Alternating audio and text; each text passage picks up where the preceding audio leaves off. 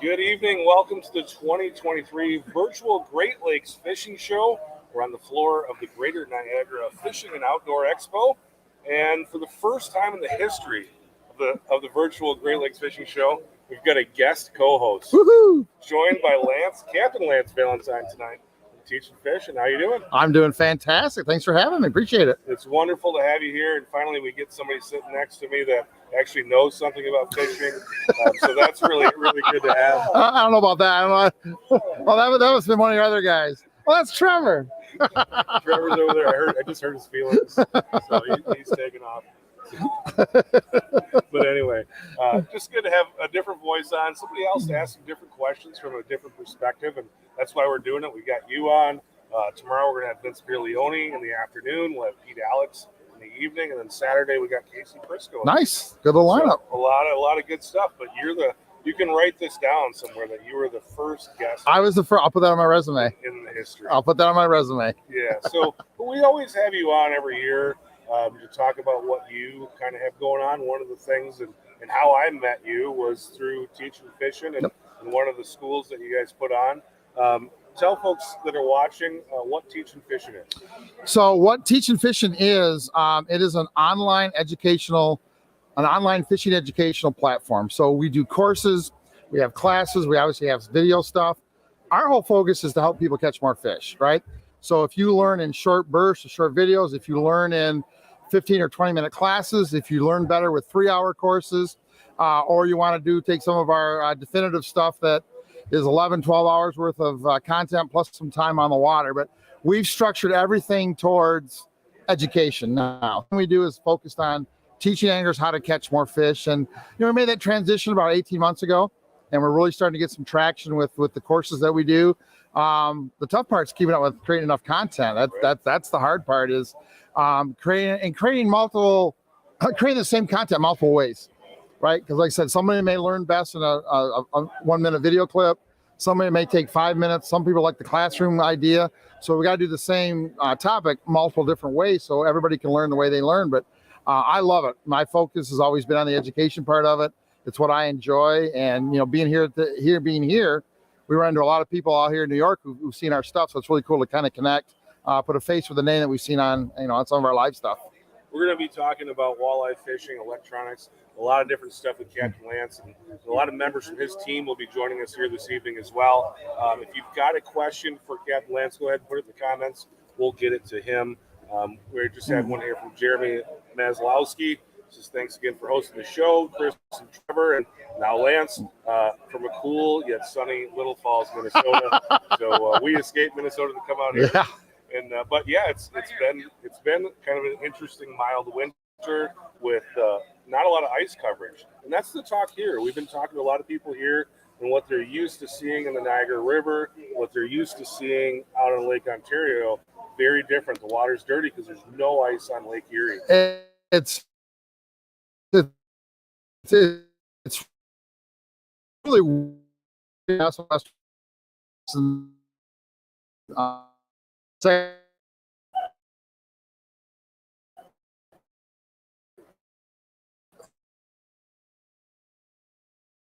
is just going to speed up the spawn. Is just going to do some things. Now, may it move it forward a little bit? Probably, right? But people have to remember that walleyes in our part of the world spawn from late February to early June every year, right?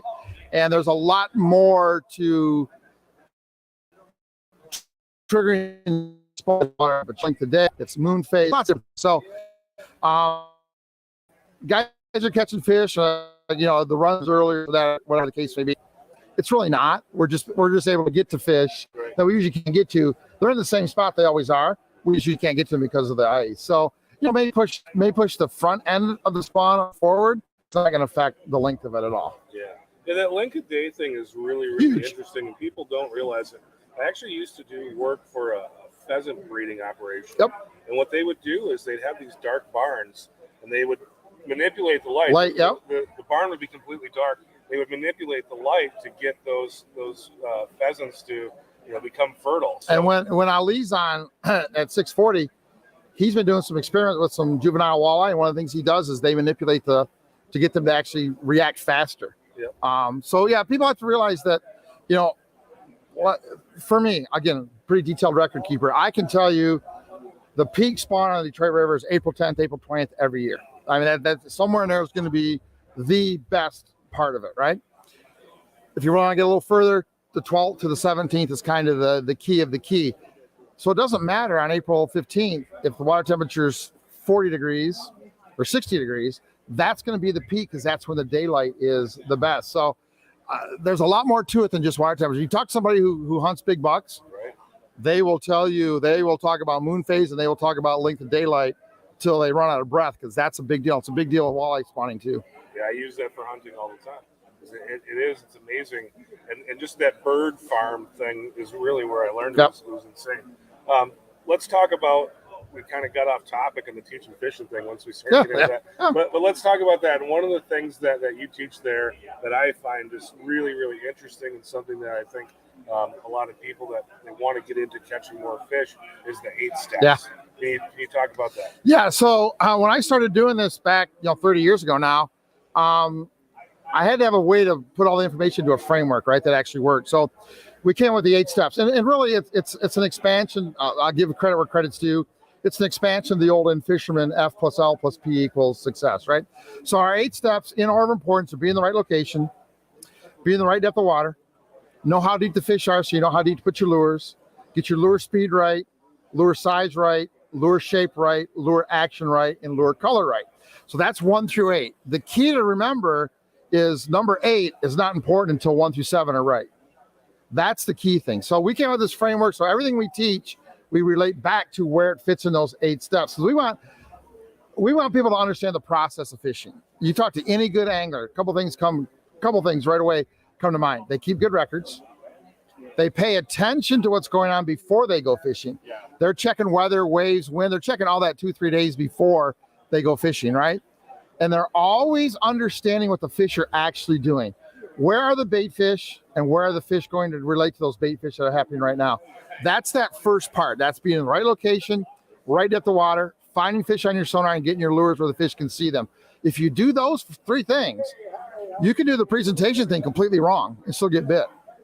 But if you do the presentation, right speed, right size, right shape, right action, right color, if you do all that right and you're not in the right location, not in the right depth, and your lures and where fish can see it, you'll catch nothing.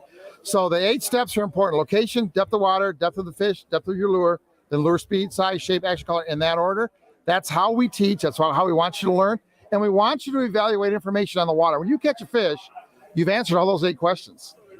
Catch a second fish, you've answered them again. Now you got to start asking yourself, what was the same? What was different? So you start to find these patterns. That's how you pattern fish. And that's why we came up with the 8 steps, was the ability to take information both on and off the water, plug it in somewhere where it fit, be able to analyze it and use it to catch more fish. Yeah, it's interesting that the order that you have it in, color was last. Yep. And it seems like every forum or Facebook group you go to, the guy's bragging about going out and catching a bunch of fish. Everybody wants to know what color he's using. And you rank that one last. Now, not saying color's not important. I'm saying color's not important until, right? So you take that lure that's catching all the fish, drive a mile and a half away where there's no fish, that lure's irrelevant. That color doesn't catch any fish, right? And guys know that, but for some reason they just don't put it together, right? And the other thing too with color, I'm not a huge colored guy. The big thing is, custom colored crankbaits has become a great big deal, right? And I tell guys all the time, if you're fishing in open water, turn your baits over, look at the bottom. Because when you're 5, 6, 7 feet above a fish, they don't see the top, right? The bottom of the lure catches fish, the top of the lure catches fishermen. So when you go to your store and you buy these $12, $14, $16 crankbaits, and you pull them out and they all got an orange belly, they're all the same. To a fish 6 feet below it, they don't care about the dots and the sparkles and the specks and the color on the top, could care less.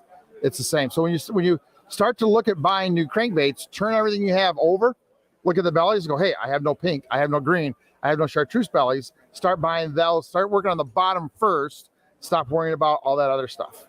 So number 1 is location. Number 1 is location. That spot. And we can go back to that hunting analogy we were talking about earlier.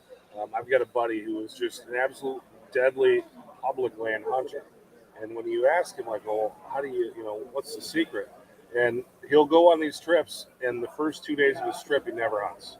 all he does is scout. He looks. Looks. He gets to a spot where he can observe, and he just sits and observes. And he almost always kills a deer in the first day or two once he starts hunting, because he has the whole thing figured out before he even walks in there. How do people do that from a fishing standpoint? It's two things. It's number one, it's charts, right? And today, 2023, everybody's got these really cool digital charts, and that's okay. But man, you cannot beat a paper chart. The ability to look at pieces of big structure, look at structure as it relates to the whole lake, right? Even on a 16-inch screen, you don't see a lot with a digital map. So you've got to have good charts. Understand walleyes. Look at walleyes do the same exact thing deer do. There's places they live, there's places they may move to feed, and they definitely travel. And they travel along edges, right? So you find a place where the bait fish should be that time of year. That's where the walleyes are going to feed.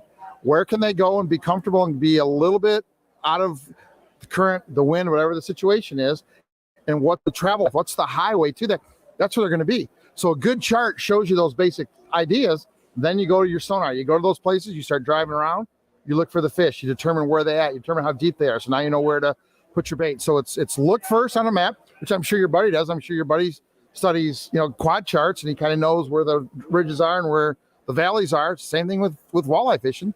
And then instead of going out and be able to look at the physical signs like you can when you hunt, now it becomes sonar. You're using your sonar to look down below the water, what is actually happening. So you mentioned it earlier, you do a lot of fishing in the Detroit River, especially early in the year. How does finding those fish in that river, how is that different than finding the fish, let's say, out in the basin? Great question. So as fish get closer to the bottom, which they do in current, the heavier the current is closer to the bottom, they get harder to pick out. So my big focus on the Detroit River is side scan. So before I'll go up to a spot that I think should be a good area, right? And before I'll fish it, I will drive and I'll look on the side scan. And I'll drive right next to guys fishing. And I'll say, I'm watching, there's no nets.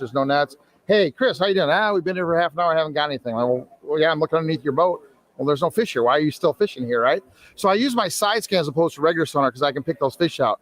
And with the side scan, once you find a pot of fish, you simply move your cursor over. You save a waypoint at the cursor. You go upstream with that cursor. You drift back down. You catch 90% of the time you catch those fish.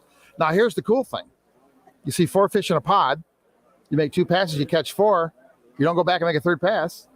You pick up. You put your rods in the rod holder, and you start driving again looking for another pod because there were 4 there. You caught 4. There's no sense being there. Look at. I don't care how good of a fisherman you are. I don't care how invisible your fishing line is. I don't care how super duper your lure is. You can't catch fish unless you're fishing where the fish are. Right. And that's the biggest thing to get. Too many guys want to put lures in the water before they know there's a fish there. So go back to hunting. I teach it this way when we teach a sonar class. Go opening day of deer season, right? I got a friend that's got a farm up north, 400 acres, completely mowed flat, just 400 acres of mud. Go there the first day of deer season, stand in the middle of that 400 acres, put a blindfold on, put a shell in your gun, spin around in a circle. At some point, shoot, bang. Did you expect to shoot a deer? That's the dumbest thing. That's how guys fish. They drive around the middle of the lake, put some random crap behind the boat, and they say, come on, fish, right? So trying to get people to understand that you have to find fish first to know they're there. And then, look at, again, Chris, when you find them on your sonar, how they're located tells you their activity level, how fast you could be able to fish, what kind of presentation you need to use. So finding a little bit of stuff on your sonar gives you all of these details that help you put the presentation together that you can't do until you see that picture. All right, you've got the location, you find the fish using your side scan or using your charts. How do you go about kind of dialing in that presentation? So presentation for me, down a river, we're going to talk open water right now. Let's talk river first, okay. And then I want to ask about a lake. So what I think is really important for me, I like to determine, I do 2 things when I'm jig fishing, and where we fish is all vertical jigging, right? 2 things are really important to me. How fast my jig falls back to the bottom and what angle it falls back. And I adjust that by what size plastic I use. And I will tell you, without any hesitation at all, if you get the right shaped plastic in the wrong color, you'll catch a lot more fish than you will the wrong shaped plastic in the right color. So each piece of plastic, and I carry 5 different ones, from a 3-inch real thin worm all the way up to a 5-inch paddle tail. Each one of those has different bulk. They fall different. They're slower, faster to fall, and they fall back to the fish or straight down. That's what I'm trying to figure out. So everybody in the boat, I got usually 4 customers and myself and a charter. Everybody in the boat's got something different. And once we dial in on the shape, and the jigging motion, then I start working on the color. Right? I may change jig color, I may change body color, whatever the case may be. But the first thing for me is I want to get the right shape, imitate the bait fish that the walleyes are feeding on, get the right fall rate and the right fall angle. Then I can start worrying about color. All right, how about that same process in more of a trolling? So in trolling, it's the same thing. Right? I get as many rods as I can above the fish. Now, one thing that I do that is different than 99% of the people I talk to, I don't stagger lures. So let's say I see fish at 15 feet. I'll put one side of my boat at, let's say, 13, other side of the boat, every lure's at 11. So now I don't have to worry that I missed the fish inside my spread, because if a traditional guy would go maybe 8 feet, 10 feet, 12 feet down on his lures, outside to inside, right? Problem is that lure that's going to hit an 8-foot lure, if he's not behind that board, you're not going to catch him. If the fish if the board goes over a fish that's 8 feet deep and the lure is 15, you're not going to catch him. So I eliminate all of that. I eliminate that distance from my boat. So one starboard side is all one depth. Port side's a completely different depth. I don't catch any fish. I come back. I change those 2 depths. Then what happens almost always is for 1 or 2 passes, I catch them. Then once I get that dialed in, everything goes to the same depth. And I just make this great big giant pass. And as soon as the fish stop biting, we go back and we start all over again. Too many anglers don't like to accept no for an answer. They think that by spreading their stuff out, but 8 times more productive. I had a guy on my boat that's a statistician for Ford one day, and we were fishing on the pontoon. And I run 16 rods on the pontoon, so it's pretty easy to scour water. But I asked him about it. I says, okay, 3 rods is the normal spread, 3 rods on each side. I says, if I put a bait here, here, and here, or I put all 3 baits at the same, what are my chances? And he sat down in front of the pontoon. About 5 minutes later, he goes, I'm telling you, it's 8 times. You got 8 times better chance of catching a fish. Here's how he described it. Take a piece of watermelon and put 3 seeds in it at different distances from the rind and different depths in the meat, right? You have to catch that seed, you have to take a knife slice. That's all of the thickness you have, and it has to be perfectly on top of that fish and stop at the right distance. So if your knife slice is too deep or too high, you're not going to catch those fish. He says, what you're doing, everything the same, you're taking a sheet of paper and running it through that meat. Now, any fish that's below that sheet of paper, no matter where they are, has a chance to see your bait. So I would tell guys, when you start trolling, one depth. If that doesn't work, come back, reset, do it again. Once you get dialed in, now you can dial in different lures, different shapes, different actions, different colors. Now you can really dial in because you know where the fish are at. Yeah, that watermelon. That's a good analogy, isn't it? Yeah. It's a good way to picture it. The other thing you brought up there is your pontoon. And I think when people think of fishing Lake Erie, they would say, why would you ever do that in a pontoon? That sounds insane. Tell us about your fishing pontoon. So I fish an Angler Quest Pro Troll, 24 foot with a 2-foot deck extension, so 26-foot deck, designed from scratch to be a fishing boat. So it's a hardcore fishing boat on a pontoon platform. 25-inch tubes, triple tune, 200 horsepower motor. I can run 16, 18, 20 rods on it with no problem. Lots of room. And here's the thing that guys don't understand about pontoons. Pontoons handle rough water better than any other boat on the market does, because I'm riding on top of the water. I'm not digging through it, right? They don't rock side to side. You get a regular boat with a single keel, you're going to move this way. Pontoons don't do it because they can only go so far. Lots of room, very, very safe, very, very comfortable. Lots of room to put people, lots of room to put rods on. And this boat, again, was designed as a fishing boat. We got double wall in the back, so I've got 72 inch. So I've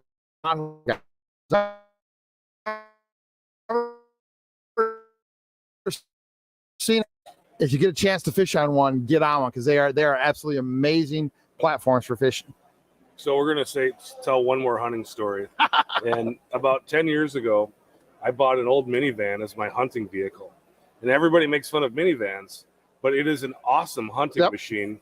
The slide doors, you got the big area, lots of room, back, lot of room. So same thing. Pontoon's one of those things that people are, you're gonna do that, and then you're like, yeah, it's really nice. You can't just you can't take a regular 18-foot pontoon with 18-inch tubes and do it. But there are pontoons now built specifically for fishing, and that's what AnglerQuest does, and that's what they build. So if you're sitting here going, "There, you guys crazy," Right. Open another tab, go to anglerquest.com, and look at the Pro Troll series specifically. It's designed for, it's a hardcore fishing boat built on a pontoon platform, is what it is. Well, very good. Let's bring in our next guest. He's hanging out here and watching, and he's another member of your team. Yep. It's Captain Chris McCully. Chris, come on in and sit down here, the middle seat. The golden mic. You get the golden mic. Oh, I'll go with this grill. Either way, it just should be thought of as an honor. well, thank you. It is an honor. Pulling a little bit tighter. We'll do the left handshake here. But good to have you on the show, Chris. And Thank you. give us, for the audience, just a kind of little bit of an overview of what you do. Do chartering on the Detroit River, April and May, jig and walleye vertically. See Captain Lance every day, basically, which is good because guess what? We can actually share information and help put more people on fish. But after that, I go down to Lake Erie, and kind of in the meantime, I do actually some sonar installation, and I do sonar education in the boat. And that's what we wanted to talk with you today, about just kind of fine-tuning electronics. I see it so many times, and it's something that you guys talked about when I was with you in Dunkirk, and that's being able to really run across the water and see fish at speed. And I see it so many times on Facebook boards too, where you have guys who are like, look at my sonar screen, and it's all dirty. And so I think just kind of figuring out those fine-tuning things is really important. I know it's something that you're talking about this weekend here at the show. Can you just kind of give us an overview on that? Sure. The one thing that I can say to start with is there are no settings that can fix a bad installation. So it really starts with having clean power, having a great installation that you can make small adjustments to if necessary to improve it. So without having, the proper tools in place, you're pretty much having to start over. Had a guy the other day ask a question about something that he was having an issue with, and I basically gave him a 4-step process online of, you have to do this, this, and this. And he told me that, well, I'm changing all new stuff. I'm like, well, you still have to start the first step, because you can't just skip a step and have it work to give you those, great returns.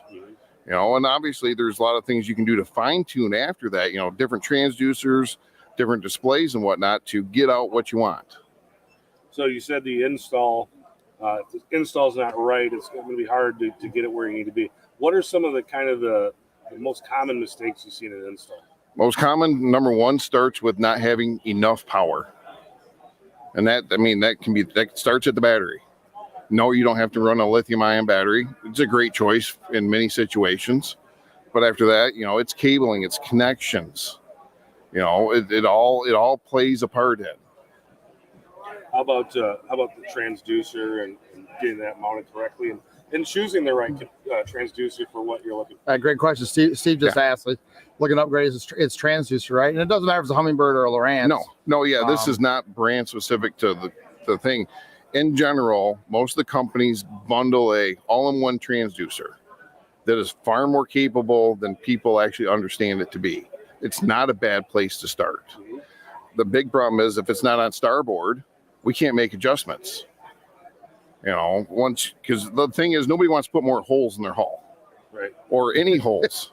Well, there's ways to make something adjustable without having to do that, and starboard's the first step to making it so that you can make the adjustments you need without putting holes in. Without putting extra holes in.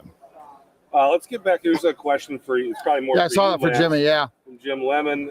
He says on your pontoon you have to run separate transducers for port and starboard side scans. I do not. I have it on the port tune. On the back of the port tune, there's a block there to put it on, and I can see the way it sits. I can actually see through my motor. So I have 3-in-1 transducer. Not my ideal choice, but for a pontoon when it's really hard to run cables as opposed to a regular boat, I run the active imaging 3-in-1. I get sonar readings on that boat to about 25. Really good side scan to about 20 and down scan at 25. So no, you don't need to run side by side. You don't need to run on each side. Just one will do it and you can see both sides. So when someone's going to get, let's say they get the starboard, they're going to go out and try to get that transducer dialed in. How do they do that? Actually, all of the companies usually include instructions. So these are guys you're talking to. We're not going to. I know. But no, literally, there's actually instructions on how to properly mount everybody's transducer included in the manuals. Well, basically, you put a piece of starboard on that lets you mount it where it's supposed to be. That's your best place to start. It really is. So when you say that, though, I mean, is there kind of a general rule of thumb as far as like angle, or are you telling me that every brand has a specific way? No, actually, most of the transducers are really close where they have a starting point. Because at the end of the day, and Lance said it best, I heard it from probably 15 years ago. Not all hulls are created equal. And if you're actually serious about sonar, you may want to choose a hull that is better for sonar than one that isn't.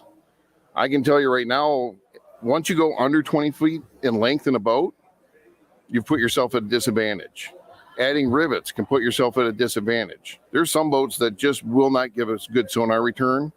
And anything over 20, glass, welded boats, even riveted over 20, you can generally get great results. Pontoon boats are one that isn't the best. The problem is, look at sound travels through water at 4,800 feet per second, right? Mm-hmm. Sound travels through air at 780 some miles an hour, right? So it's not the same speed. So what happens is when you get turbulence, and the shorter your boat is, and the more rivets you have, and the more strakes you have on the bottom, the more turbulence you get, the smaller area you have to get your transducer where there is none, right? So what happens is when you get air mixed in with the water, that ping goes down and it doesn't know how fast it should be going, right?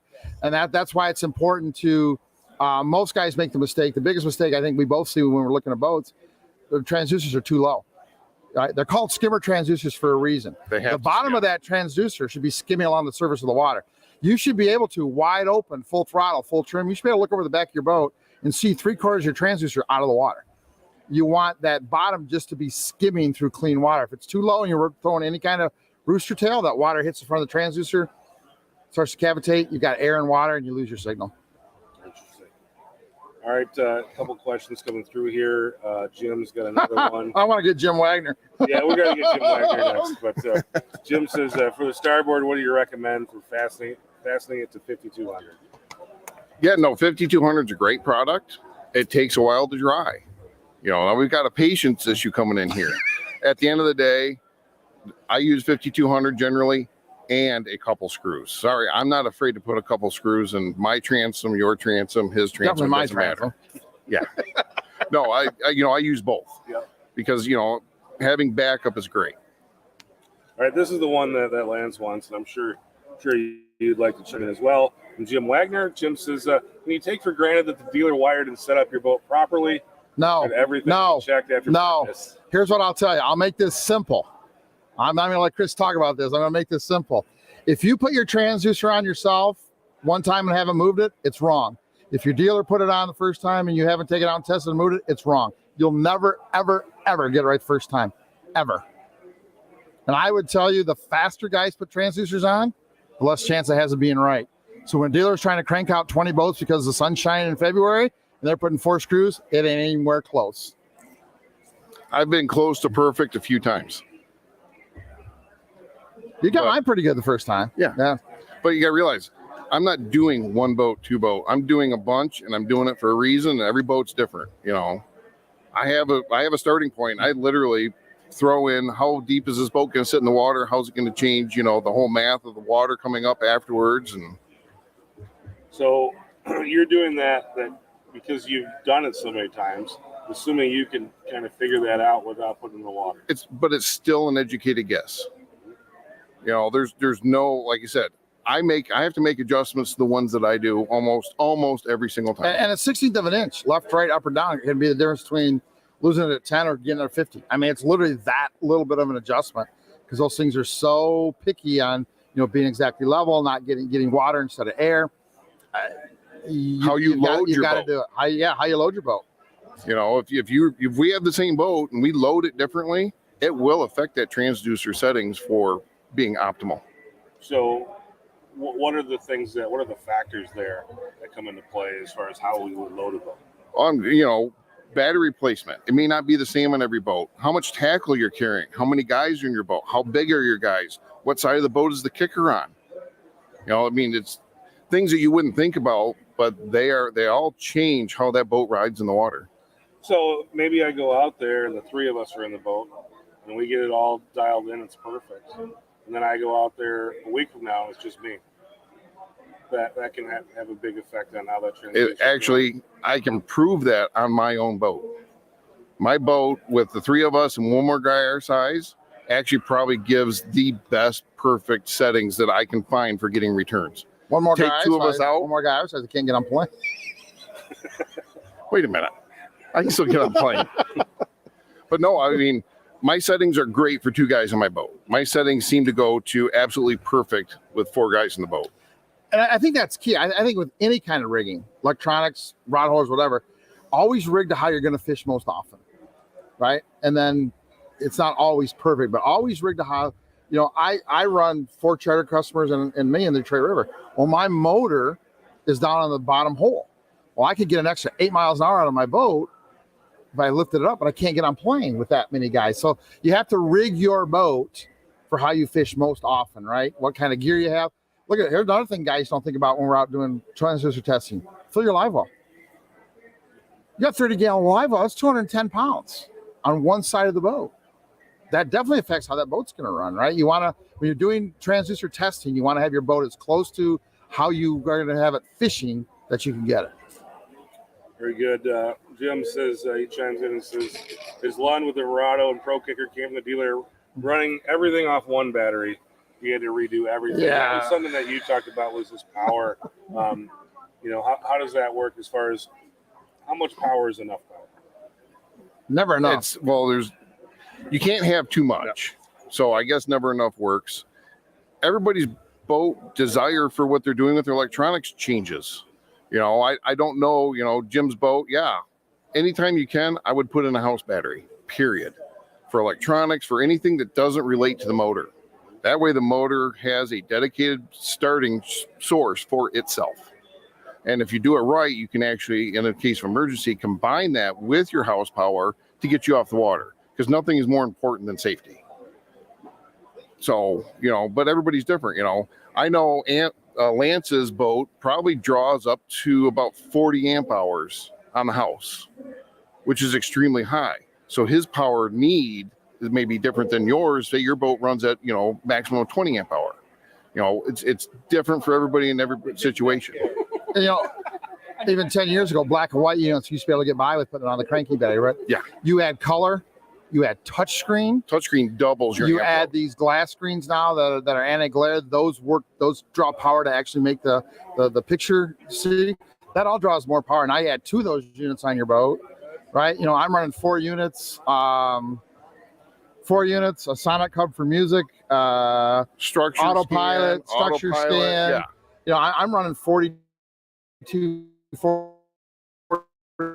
amps.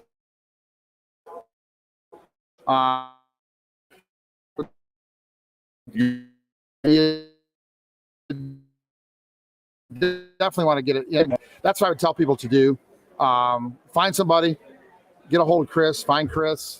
If you can't find Chris, find a Chris. And there's more than one out there. I mean, he's dedicated the last couple of years to becoming excellent at this. And he's the only guy that touches my boat. Absolutely the only guy that touches my boat at all. Number one,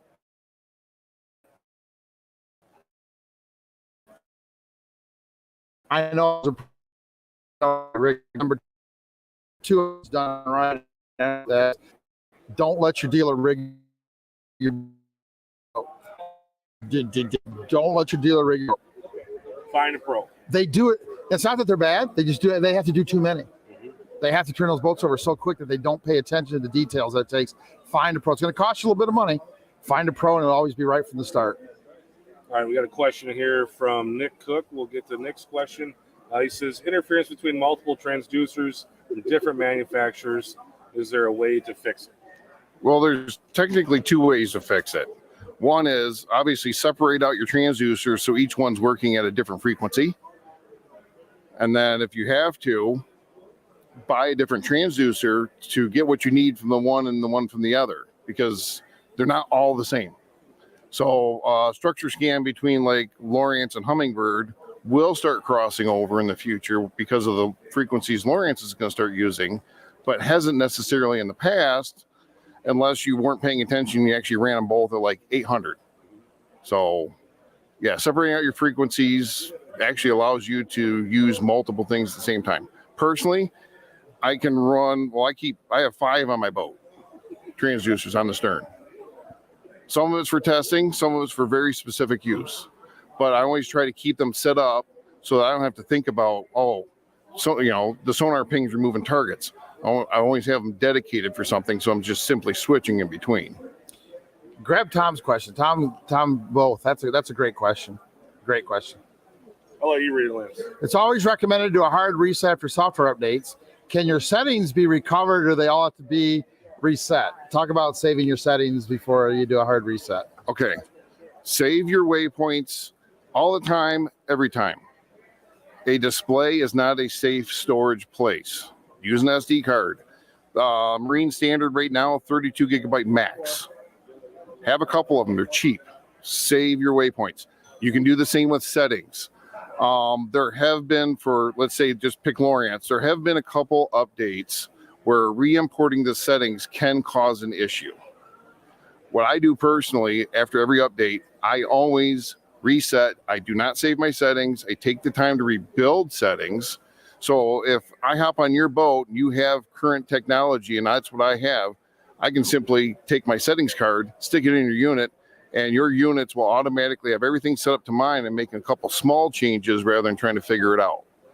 So, but you can save them. You can save them. For a hard reset. Try them. Obviously, if it works fine, you're good. Yeah, if it works fine, you're great. Guys that are running single displays, probably not ever really a big issue.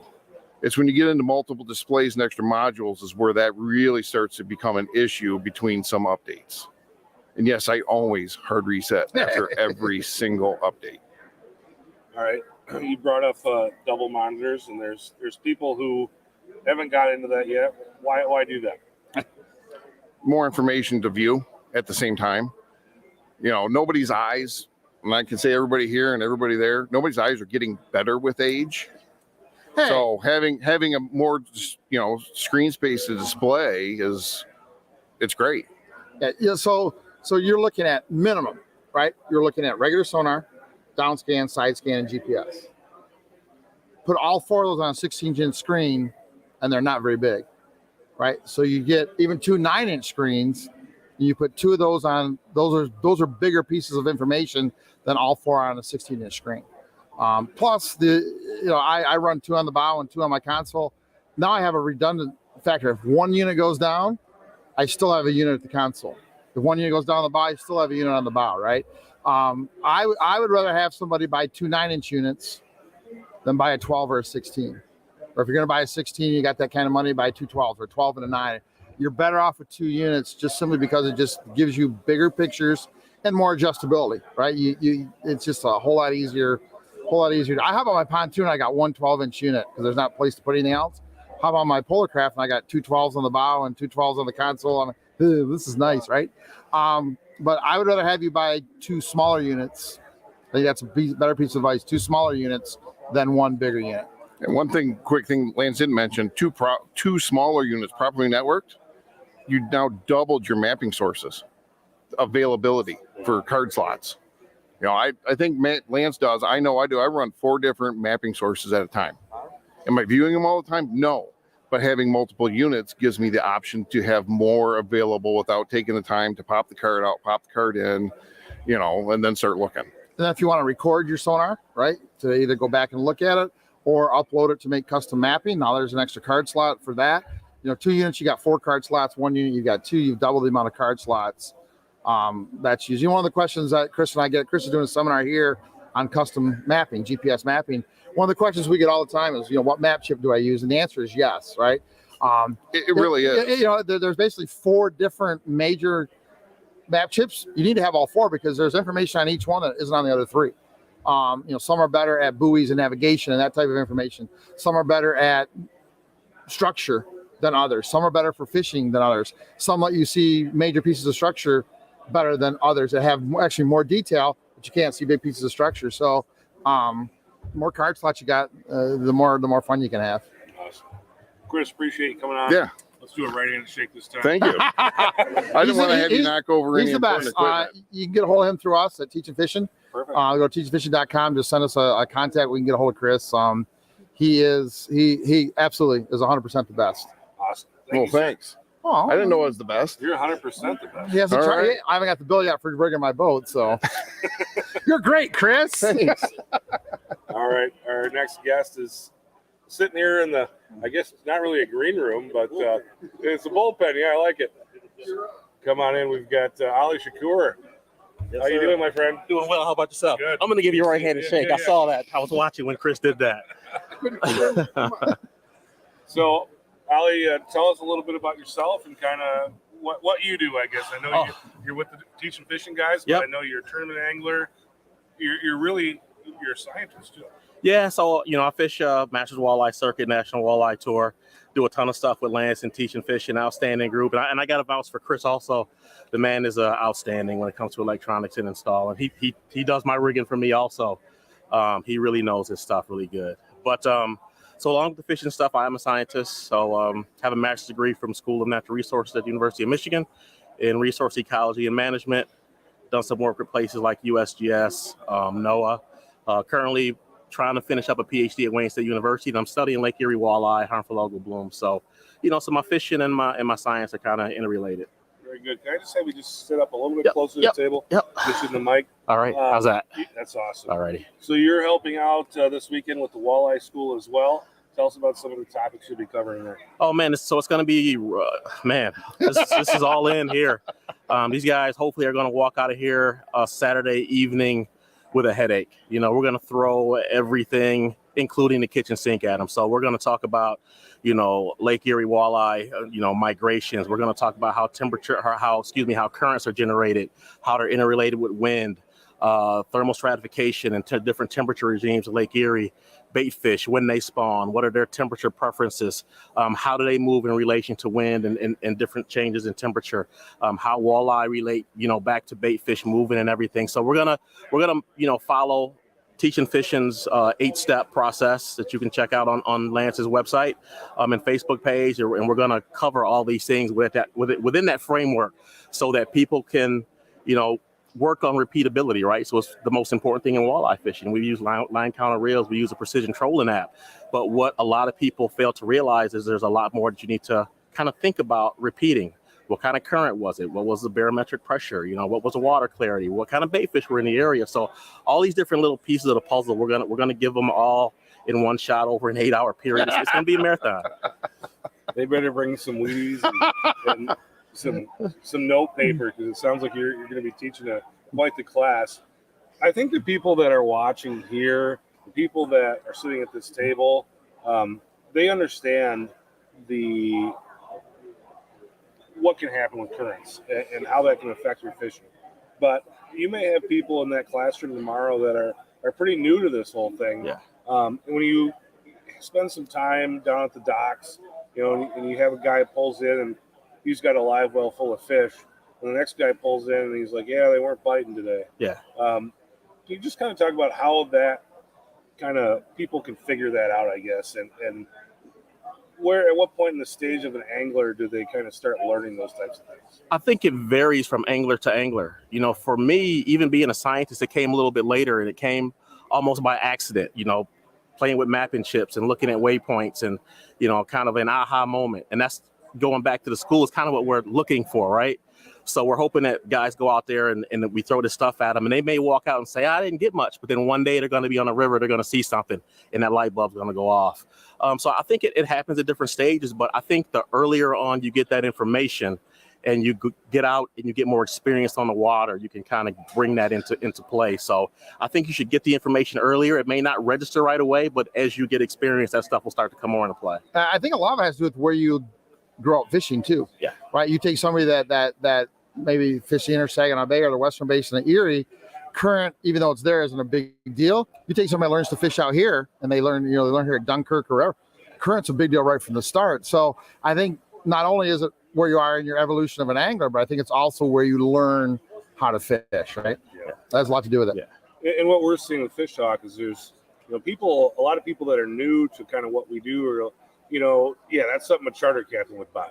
But really where these things are going, they're going on to a bunch of multi-species boats. Yeah. They're going on to 18-footers. Yep. And those guys, a lot of the guys that are buying the product, they've been fishing their inland lake for years, and they see a buddy catch a big salmon or something. It's like, oh, I want to do that. Yes. And then they go put this on, or then they go out and they fail, typically is what happens first. And then they start getting into it and what they need to do and how they need to learn how to do it. So talk about that learning curve and learning how to use those currents to catch more fish. Yeah, I think if people were more observant in their fishing, they would start to pick up on those things earlier. We've all been there. You're out fishing and a boat's crab walking. You can't quite get it to run straight. One side of your offshore boards are blowing in, the other side's blowing out. Your dip seas are being blown off.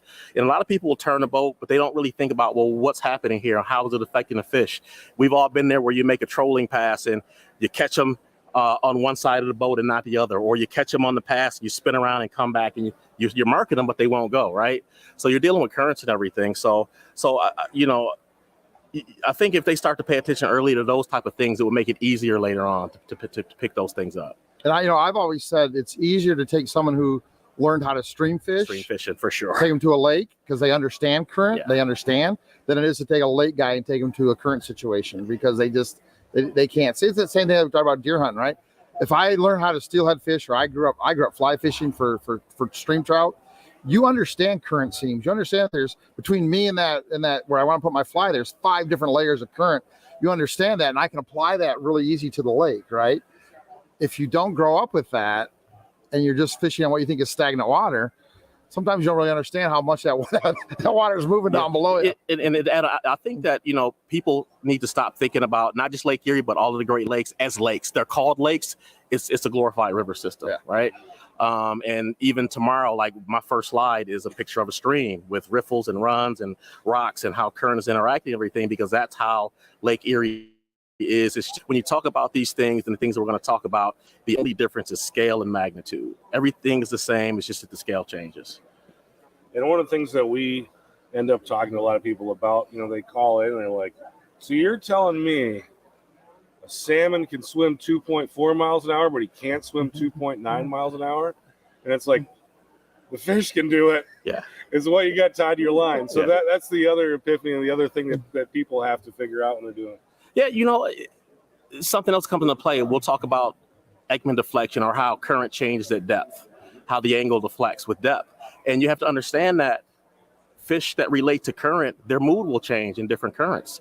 So if you're in 100 feet of water and you're marking fish above thermocline from 30 to 70 feet of water, you have to understand that there could be 45, 65, 70 different degrees difference in current from those high fish to that low fish. So there's going to be different current speeds at those different levels also. So your baits are going to run differently. Your baits are going to run at different depths than what you intend them to, but also because those fish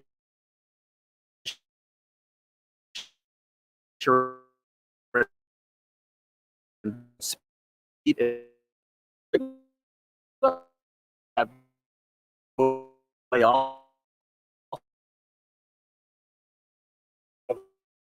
that plays in and how you kind of find that sweet spot. This is going to be a good conversation on Saturday. Yeah, this is going to be good. Yeah, this is going to be good. Come to the school on Saturday. It's kind of too late to get to, but they are interrelated, of course. We talked about thermocline and how that thermocline will kind of move as the wind blows, kind of slosh around beneath the surface. But there's a big interrelation. I tell people think of their trophy, their base, but they'll move, they'll feed out just like salmon.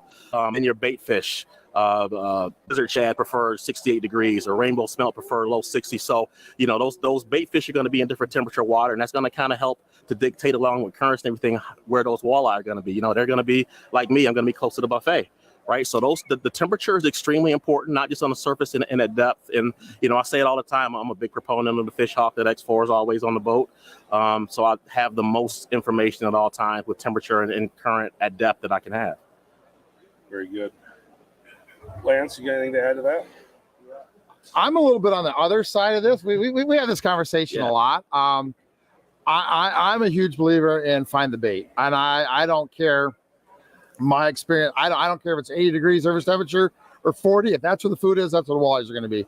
I'm not a big concern about what the water temperature is, other than once I find fish and they eat and they're in 75, where can I duplicate 75 again, right? So I'm more on the bait end of it. I'm worried about finding bait fish first. I don't care about the temperature. Some of the other guys are more kind of trying to find the two together first.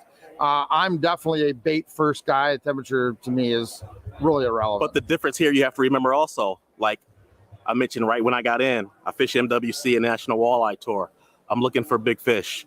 If I'm in charter captain mode, like Lance is, I'm going out, I'm looking for bait. I'm trying to get a 2 or 3 man limit in the boat as fast as possible. So again, having that knowledge will help you kind of pick out, do I want to catch bigger fish? Do I want to target smaller fish, by having those variables also? So it's different sides of the same coin, but all good information at the same time.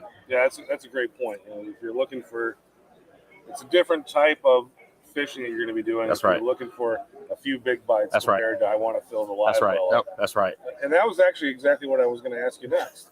Is being a tournament angler, and it's something that you're very accomplished tournament angler.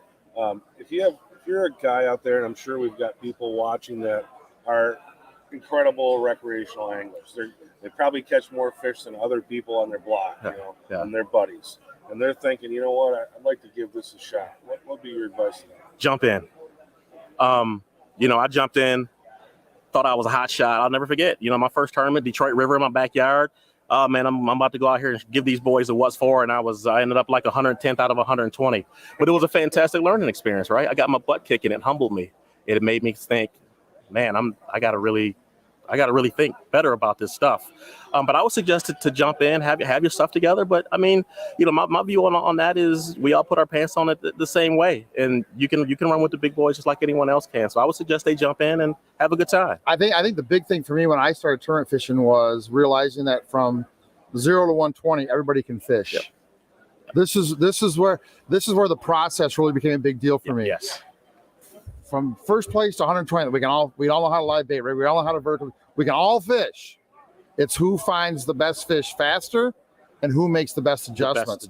That's when I realized how important the process was of making good decisions, reacting quickly to what happened on the water, and processing that information fast, because everybody there has the physical ability to fish. They all can fish. Yep. Right? It's who has the ability to react to what's happening underneath the water, who sees it faster, who reacts faster. Those are the guys that continually end up at the top. That's why you see guys, win a tournament or two. The next thing you know, they're 98. Yeah. Sometimes you miss it, right? That's what really kicked me right in the shins was how good everybody was as an angler. Yep. These guys are really, really. It's like the golfers, right? You have no idea how good guys on the PGA Tour are. You have no idea how good at anglers guys that fish national circuits are. But the guys that are continually at the top, they're the guys that think the process of fishing a whole lot better. It's decision making and having that framework in place. You can't be willy-nilly. I mentioned the 8 steps. We all use something very similar. A quick story. Craig Sleeman, who's in the school with us also tomorrow. He's from out this way for all of you listening. We were fishing in TC last year. We're on Lake Oahe in South Dakota. We never saw each other all week. Day one, we both end up on the same point, 50 miles from takeoff on the same pot of fish on day one, because we went through that same process that Lance is talking about with the 8 steps and found those fish. And it was funny to look up and see him sitting there. But that kind of gives you an idea of the thought process and how people can end up on the same spots after not having seen each other all week long. So that framework is extremely important. And the best guys make the best decisions consistently. That's what separates everyone. Yeah, I think it's another thing. And I've never fished on the walleye tour, but I've done some ice fishing tournaments. And it's one of those things where, we talk about being the best guy in the block or the best guy with your buddies. Right. And you fish similar to what we were talking about you fishing is you're taking your friends out and you want to catch them as many fish as they can. You want to show them that good time. And, you could go and you get started in those tournaments and go out and fill a bag. And you show up and you're way off on the win because you've been filling a bag mode and these guys are filling a bag with big fish mode. Yeah. And that's really what I see is the big difference between, the average guy and someone who's successful at that level. What you have to realize is you may be the best guy in your block, but when you go up and you start fishing those levels, everybody's the best guy in their block. Right. So it's just to get there is a big deal, right? And just to fish it and have a little bit of success says a lot about you as an angler. But it's the process, man. And it's got nothing to do. It's got nothing to do with magic lures or super hooks or invisible fishing. It's got nothing, super sensitive. It has nothing to do with it. It's making good decisions and reacting to what's happening around you. That's right. That makes you a successful angler, charter captain or tournament guy. That's why you put that time in, right? It's getting as much data as you can. You put so that when conditions change on day 1 or day 2 or day 3, you can take that information and make the best decision again, to get back on fish and everything. So, yeah, for sure, it's really interesting to see. But it's a great time. I suggest anyone interested to jump in and and measure up and see where you are. And you're a scientist too. That was the other thing I wanted to talk to you about. I heard you're doing something on the effects of blue-green algae on walleye fry. Can you tell us a little bit about that? Yeah. So one of my chapters of my dissertation, studying the effects of exposure to microcystis, which is one of the main mat-forming blue-green algae in Lake Erie in the bloom. So I get eggs from beta knock from Michigan DNR. I expose them to microcystis and some other algae. Hatch them out to fry and then grow them to certain size. I take a look at, egg survival, hatch success, lipid content, which is fat content, is a proxy for body condition. So it's really interesting to see. So there are some effects of exposure to microcystis at high levels, at bloom levels, environmentally relevant levels that I'm seeing. Also have some stuff going on where we're using hydroacoustics. So if you've ever been on my Facebook page, I post pictures. It's an airplane-like type structure, about 6 feet. I have 4 transducers, basically 400, 200, 110, and 70 kilohertz. And we fly that just under the surface through the bloom, and we're able to measure subsurface concentrations of blue-green algae. And then we map fish communities out with that also. We'll overlay some acoustic telemetry of walleye and muskie and whitefish and things that are being tracked to see how they're relating to the bloom also. And if the presence of the bloom is affecting distribution of fish communities in Western Basin Lake Erie. We'll also take a look at some toxicity. So we have real-time toxicity numbers from NOAA and everything. So it's a really important couple of chapters. I'm going to make some great papers that we'll be submitting for publication. One has been submitted already. It's in the process of review. So I'll be getting that published. I'll get a link out there when that's published. But no, really, really good research. I'm excited about it. What are you finding?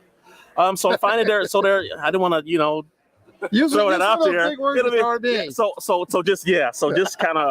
So there was, I have found some effects on hatch success. Egg survival, there wasn't a real issue. The construction of the egg, not to get too technical, kind of protects it a little bit. But once those fry started to hatch, there were some issues with survival of those fry. And, people will come back and say that, well, walleye hatch in April and the bloom is June, but there are instances where the live detectors have picked up microcystis as early as April in Western Basin. So what happens in the Maumee River, you get these little ponds and the sun heats them up on like the road beds and something. Blue-green algae will start to grow, and then when the Maumee River floods, it gets washed out and it'll actually start to grow. So there is some exposure of walleye, eggs and fry, white bass also, and some other species to blue-green algae. So I am finding that there are some negative impacts of exposure to blue-green algae with walleye fry. Also doing some stuff with tadpoles, green frogs, and yellow perch too. So again, and there are some impacts of those as well. So that blue-green algae, let's take a year like this year, right, where we don't have a lot of snow cover. We've got the ability for algae to kind of start to get going germinate earlier. right now. I mean, is that something we're worried about? Or just like last year late, we had that bloom. Usually the growing season is July to September. We had kind of another spurt of growth in October and November. Could have been a microclimate, layer warm water. I'm not sure, but yeah, when you have winters without a lot of snow cover, ice cover, and warmer temperatures, that extends the growing season. They can grow earlier in the season, and then that will extend later in the season. So yes, there's definitely some concerns with bloom, but again, a lot of that bloom severity is dictated by springtime rains. So it'll, yeah, there's a couple of different factors in there, but yeah, there could be some concerns with warm spring times for sure. All right, we're gonna have Jim Steele come on in just a second. Let's do Brian's question here before we get to that. And Ollie, you can chime in on this as well. That's definitely for you. How big of a tool is forward-facing sonar in finding and fishing for walleye? Now I'm like its number one fan, right? In the beginning, I was like, hey, man, that's cheating. That's not. But quick story again. I was on Green Bay. I'll never forget this. I was on the hump. I knew the fish were there. I knew they were there. Side image them. I'm pitching jig wraps and shiver minnows. Can't catch them. My buddy Danny Miller comes up. I'm about to leave. He comes over. He scans and he goes, "Do me a favor. Don't fire up your big motor." So I just eased off with the trolling motor. Before I was 50 yards away, he came in. He popped a 7-pounder, then a 9-pounder. And then Max Wilson and Isaac Lockage came in, their live scoping masters. They sat on that hump for 2 days and won that tournament. From that day on, I've been a forward-facing sonar guy. It's an incredible tool. I know there's a lot of kind of controversy with it, but it's an incredible learning tool. The things that I've seen and the walleye behavior that I've seen have been unexpected, how they will avoid the boat, how they chase bait. I was fishing with Tommy Kimos, not to name drop, on the river this fall. And we had a walleye chase his jig from the Belle Isle Bridge to the UAW building. How long is that? Oh, that's probably a quarter mile. Yeah, the same walleye chased that jig, and Tommy finally caught it at the UAW building. So it's incredible to get a scope on what those fish are really doing under the water. Very cool. Lance? I'm gonna answer Nick real quick while we got him here. Yeah, let's take care of Nick. Nick must have missed your segment earlier. Yeah. It's definitely side imaging. Side imaging just gives you a lot wider range, a lot wider beam. Yeah, for sure. Ability to see fish. Now, down scan does pick them up, but you don't get the definition that you get on side scan. I'll tell you what, as much as I love my regular sonar on river and fish are located on the bottom on structure, you can take my regular sonar, give me side scan, I'll catch them every day. I'll take it. I'll take side scan for sure. Thank you, sir. Hey, thank you for your time. Coming on. It's great talking to you. Great having you on the show. Appreciate the opportunity. Appreciate your time. Yes, sir. Thank you. All right. Thanks, Bubba. Hey. Virtual Great Lakes Fishing Show. See you at dinner. Yes, sir. We got the next guest. Don't call me Shorty. He's in our, what do we call it? The bullpen. Ollie called it the bullpen. The bullpen. Yeah. So we got Jim Steele, Captain Jim Steele, coming on from Dreamcatcher Sport Fishing. Jim, come on in. Have a seat. Let me get this right. How you doing, Jim? We're doing right hands. How you doing, Bubba? How do I follow a guy like that? And we can get you to just scoot up just a little bit to that table. I know you're afraid of microphones. Just use big words nobody will understand. They don't know if you're telling the truth or not. Well, that's what's crazy. We had Ali Shakur on, who's going for his PhD right now. After you is Rob Mallory, who already has a PhD. And then the host of the show is a straight C student. I don't know. I let those guys do all the talking. Well, you're making me feel better. Yeah. You and I are in the same group. I didn't say anything about it, but Ali's wife is already a doctor. So there you go. So when I see it to him, they go like, "Oh, how's my favorite Dr. Shakur?" So because he's not one. Where do you fit in there? I'm nothing. I'm just Dr. Love. He's Valentine, baby. All right, Jim. We wanted to have you come in. You're doing a seminar on filming your outdoor adventure, and it's something that has really become very passionate thing for you to do. You've got your show, and you're wearing the shirt. Experience New York Outdoors. Yep. Tell us about that and what you got going on there. So it's actually our third season. We're actually tomorrow we're going to be debuting the episode 6, which is actually the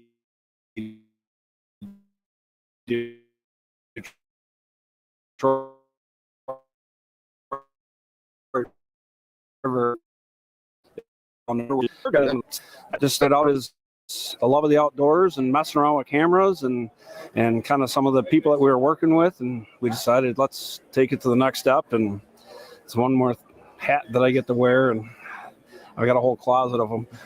That's what every time I meet you, you're like, yeah, I got this. Doing something else, yeah. I don't think it's him. I think it's his wife. I think his wife. I think his wife drives a lot of that. I make the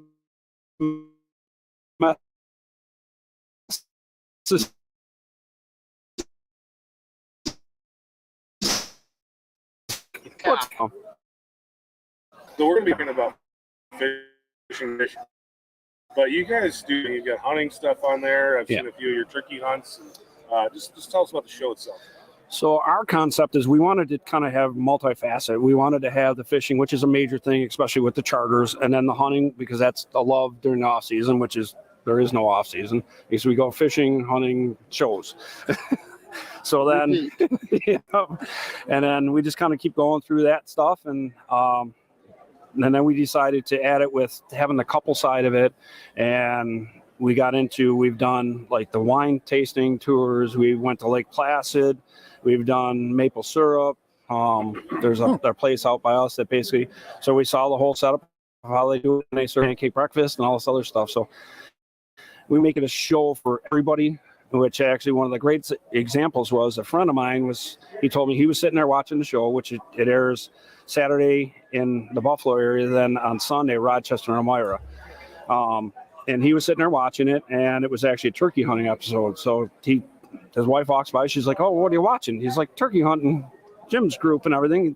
So he comes back through, and it was part of the wine tasting thing. And she's like, "Now what are you watching?" He's like, "The same show." So she sat down to watch the rest of the show. So I'm like, "There's our ticket right there." Yeah, that's an experience. Yep. And so that's kind of where it all came, and it's kind of taken off its own little life. A little bit of work, huh? So today we're going to talk about filming your adventure, and just kind of we're talking fishing. So if somebody wanted to kind of get started in documenting their fishing trips, what's kind of the first step that they should think about doing? Equipment wise, I mean, nowadays you can get into some quality equipment kind of on the lower budget side. I mean, everybody's walking around with a phone that now, I mean, with all the upgrades, they're 4K. I mean, you're taking what you would normally go out and buy a camcorder that you could spend $500-$600 for. You already have one in your pocket. Small Rig makes a nice frame for it where you can put an external mic, external light. You buy the whole set for like $170. And basically, a lot of guys are using it for close-ups and interviews. It has its own little tripod and everything else. GoPros, you can't beat a GoPro. I mean, they'll take every abuse to it. You set it for the auto capture, set it on a rocket launch on your arch, your whatever you got, and clip it on there. You hit it one time, it's recording. Yeah, I run a YOLO stick on my photograph where you take fish in the river and goes in the stern light socket and pulls 12 volts, and I can film. I run a 64 gig SD card. I can film 4 days of multiple double trips on that gig. Never stops. It just pulls the power. My question to you is, one of the issues we have is because of the way those cameras are made, sound. How do I capture good sound on a GoPro? I've got a GoPro at the back of the boat. I'm up front 20 feet away.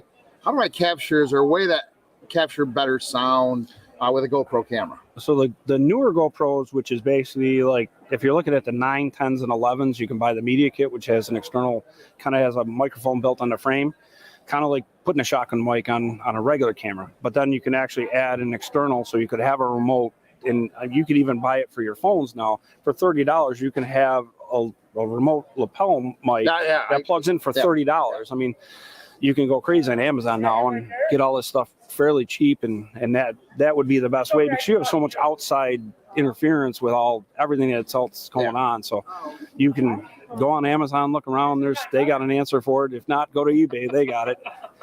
It might take you a little longer to get it. It's coming from somewhere, who knows? But that's been one of the big things. We just stepped up some of our stuff to split the inputs for the mic, so we can do more of the lapel style stuff with the multi-channel, like you're saying, with the shotguns, multiple angles and everything. So to kind of get rid of a lot of that. On the hunting side, our worst nightmare is leaf sounds. Walking through leaves is the loudest thing. It actually almost seems like it's louder than a gunshot. Sometimes they're like, "What did I say?" I was there. I can't even remember what I said. Yeah, you've got those weird sounds through hunting just because you've got so many different things going on. But one of the dangers and one of the things you run into all the time, if you're going to do a fishing thing, is wind. You're out there and it's hard to get away from wind when you're out in the middle of a lake. So how do you kind of defeat that wind when you're out there fishing? So the old dead cat, which most people, it's just like, where'd that come from? Well, if you see it, it explains it. Most, I would say dead mouse more than a windscreen on it. But that's one of the big things on the editing side is, with good editing, we're using Premiere, so we can actually pull a lot of that sound back out of it. So it becomes a challenge no matter what you're doing. But you want to get, I like to get the candid vocals, especially sometimes when you miss a fish with a net. Whoops. Because that was one of the other things with our show is we were gonna have the failures. I missed the big buck, had a failure with, it was me. I thought it was a gun, it was me. And then we've had misses with the nets, and we've had stuff like that, and that's all part of the show. I'm like, I've told everybody that's on it, if you can't have a failure on there, you're not going to be on the show. So it's the real life. That's what we want to put out there, the fun of it, and sometimes the agony of defeat. Having that dead mouse on there is big. And the other thing I would tell people is just get that mic as close to someone's face as you can. You know, if I'm trying to shoot you and my mic's way out here, I'm going to get more wind, less voice. And when I'm here, I'm going to get more voice and less wind. So, well, the advantage with the POV stuff is you can get those close shots. Everybody thinks I have to be back in the back corner of the boat. I can be sitting this close to you, and we can get a good shot. That's like you're saying. You can get close without worrying about, I'm going to miss it. And you're not going to miss it. Especially with editing. Now we do everything in 4K. So we can push it out. We can pull it in. So that's, iMovie, you can get away with just about anything from home. But if you're going to take it to the next level, so what software are you using? We are using the Premiere. Okay. So is that a product is that a third-party product? Is that something? Basically, it's kind of like Final Cut. We were using that. The only issue that we had with that was that we couldn't share it with somebody. So if you were working on something and you were like, hey, Jim, take a look at this and see if you can put some music to this or something else, I'd have to do it from you, and it just kind of ties things up. And now all of our shows have to be closed captioned. So now it makes it easier for us to export it, because it's too hard for us to sit there and try to do it. Yeah. So you send it out, and a couple hours later it comes back. Jim makes a great, I hate videos with wind noise. Mm-hmm. Now, if you're in the video business like you are, good sound will cover for a bad picture. Mm-hmm. That's a good picture doesn't cover bad sound, right? Mm-hmm. So our problem is sound, right? And I was curious to hear you say Premiere, where I can actually kind of, because what I use, I can't work those sound levels. Oh, yeah. Right? I can't get rid of the background noise. And that, like I said, that was one of the things on your cameras, just to split it so you can actually concentrate on what you're trying to pull out of it. So you can boost this and back that down. Yeah, that's probably the most common question I get. People want to know, what camera should I buy and what software should I use for editing? And Premiere Pro is an Adobe software. It's a subscription. You can go on. It used to be you had to buy the thing, and it was like $1,000 or $1,200 to buy it. And now it's a subscription software. It's about $20 a month. Yep. And the nice thing about that is, I used to buy the software, and 3-4 years down the road, you'd have different codecs coming from cameras, and it would be useless. And now you always have the updated. You always have the best. And the other thing that would happen is, if you're trying to figure out how to do something, you go to YouTube, and they would show you how to do it, but like that was with a different version. And now when you go to those YouTube videos, they all work, because it's everything that you're using is always the newest, latest, greatest thing. So if you're really looking for some powerful tools to do editing, I think, especially if you're using a PC, that Premiere Pro is really the way to go. So. Yeah, like you said, now it's $20. Yeah. So what if I want to get a little more professional, right? Let's say I want to have some kind of handheld actual camera, and do that stuff. Where is kind of my budget? Do I need to spend $5,000? Can I get into a camera at $400?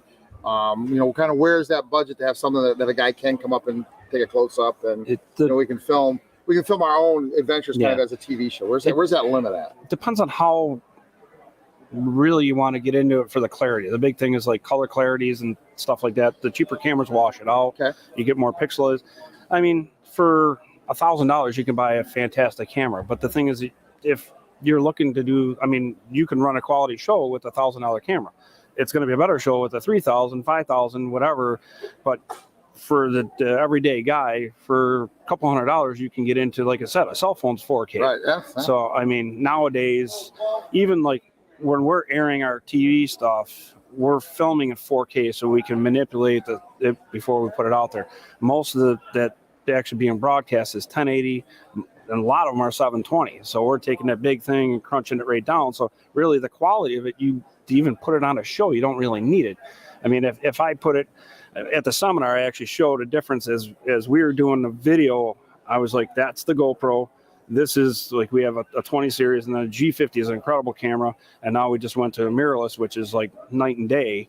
But I could point it out, and the people that were sitting there looking, they're like, I don't see any difference. And I'm like, but it depends on how far you want to get into it. And I think you start out, I'm always, even like fishing gear, you don't start at the bottom. You spend the most you can on that thing, like I said. So if you're going to buy rods and reels, what are you going to spend money on, the rod or the reel? Right. You're going to buy a gun, you're going to spend money on the gun or the scope. So that's the main tool. You can pimp it out all you want with everything else, but if you don't have a good capture on the video, most people, $400, $500, you can get into something really decent. If you wanted to push it, $1,000, you out of the box, you can get everything you wanted to do with it. It just depends on how far you want to go. And I just tell people, get something, because I'm not going to use it. Once you have one and you get the kind of creative thoughts going, you look at stuff like, oh, that's cool. Well, now when you video it and you take it home, you're like, that was really cool. So now you start getting those ideas kicking in your head. Like, well, that's what I wanted to get to next. We've been talking a lot about equipment, software, and all that stuff. And those are nuts and bolts things. But what we're doing really is we're creating art. We're not working on an engine. We're creating art.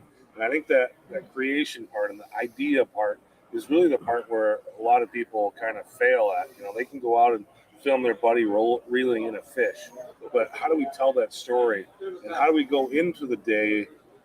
Obviously you don't know what's going to happen. That's the tough part about doing hunting and fishing videos is maybe today you're going to shoot a giant buck. Maybe you're not going to see anything. Maybe you're going to shoot a doe. Maybe you're going to catch small fish today and you're not going to catch the big one, So, but you still have to have some kind of pre-production, some sort of plan going in. So how do you come up with the ideas to start building a story so it's not just a video of Lance reeling a fish? I mean, that's, I guess, would be fun the first time, but after that, we're like, all right, we're tired of seeing that. Tell us the story. B-roll is the biggest thing. It's just, you go out there with the idea, we're going to go fishing with Lance today. So pretty much you start out with, we show up at the dock, okay, walking down the dock, and then kind of a little tour on the boat and whatever else. And then you just keep building it from there. And all that stuff, you might only use 10% of it. You might not even use it at that time. The next time we go out, we could maybe use some of it. And we're hoping for the big finale. The payoff, right? But sometimes that buildup is the whole story, like kind of like a deer hunt. So when you shoot the big buck, that's the finale. But like you're saying, it's building all the way up to there. Like, what'd you go through? Like all the gear and everything else. At the Detroit River. If you've never been to the Detroit River, that's what I want to show. Like, I don't want to show, okay, so we went out there and we didn't see the sights and everything else. So as we're going out there, I'm filming everything around there. On the way out there, giving a little rundown of what we're doing, where we're going, who we're going with, and then what are the sights there. And on the charter, you're kind of you're a tour guide. You're not just a fishing guide, you're a tour guide. Yeah, I want to know about what happens at the Detroit River. Is that Canada over there? I'm like, that's the stuff that you got to tell the story. And it's pretty, to me, it's kind of simple because I'm a guy that always asks questions. So I try to like answer my own questions as I'm doing it. So. And people who tell stories. Mm-hmm. You're a good storyteller, you're going to be doing it. That's what you would be fantastic at this. I'm trying.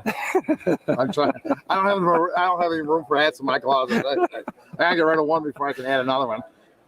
Yeah, so you kind of what you want to do is when you're going to go and do something on fishing the Niagara Falls.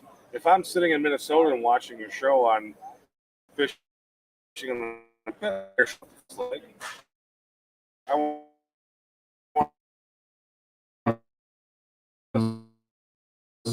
to see the GM bill and that's the scenery part of the look. I think that goes into the story part of it. I think people like to see what the boat looks like from not just inside the boat, but outside the boat too.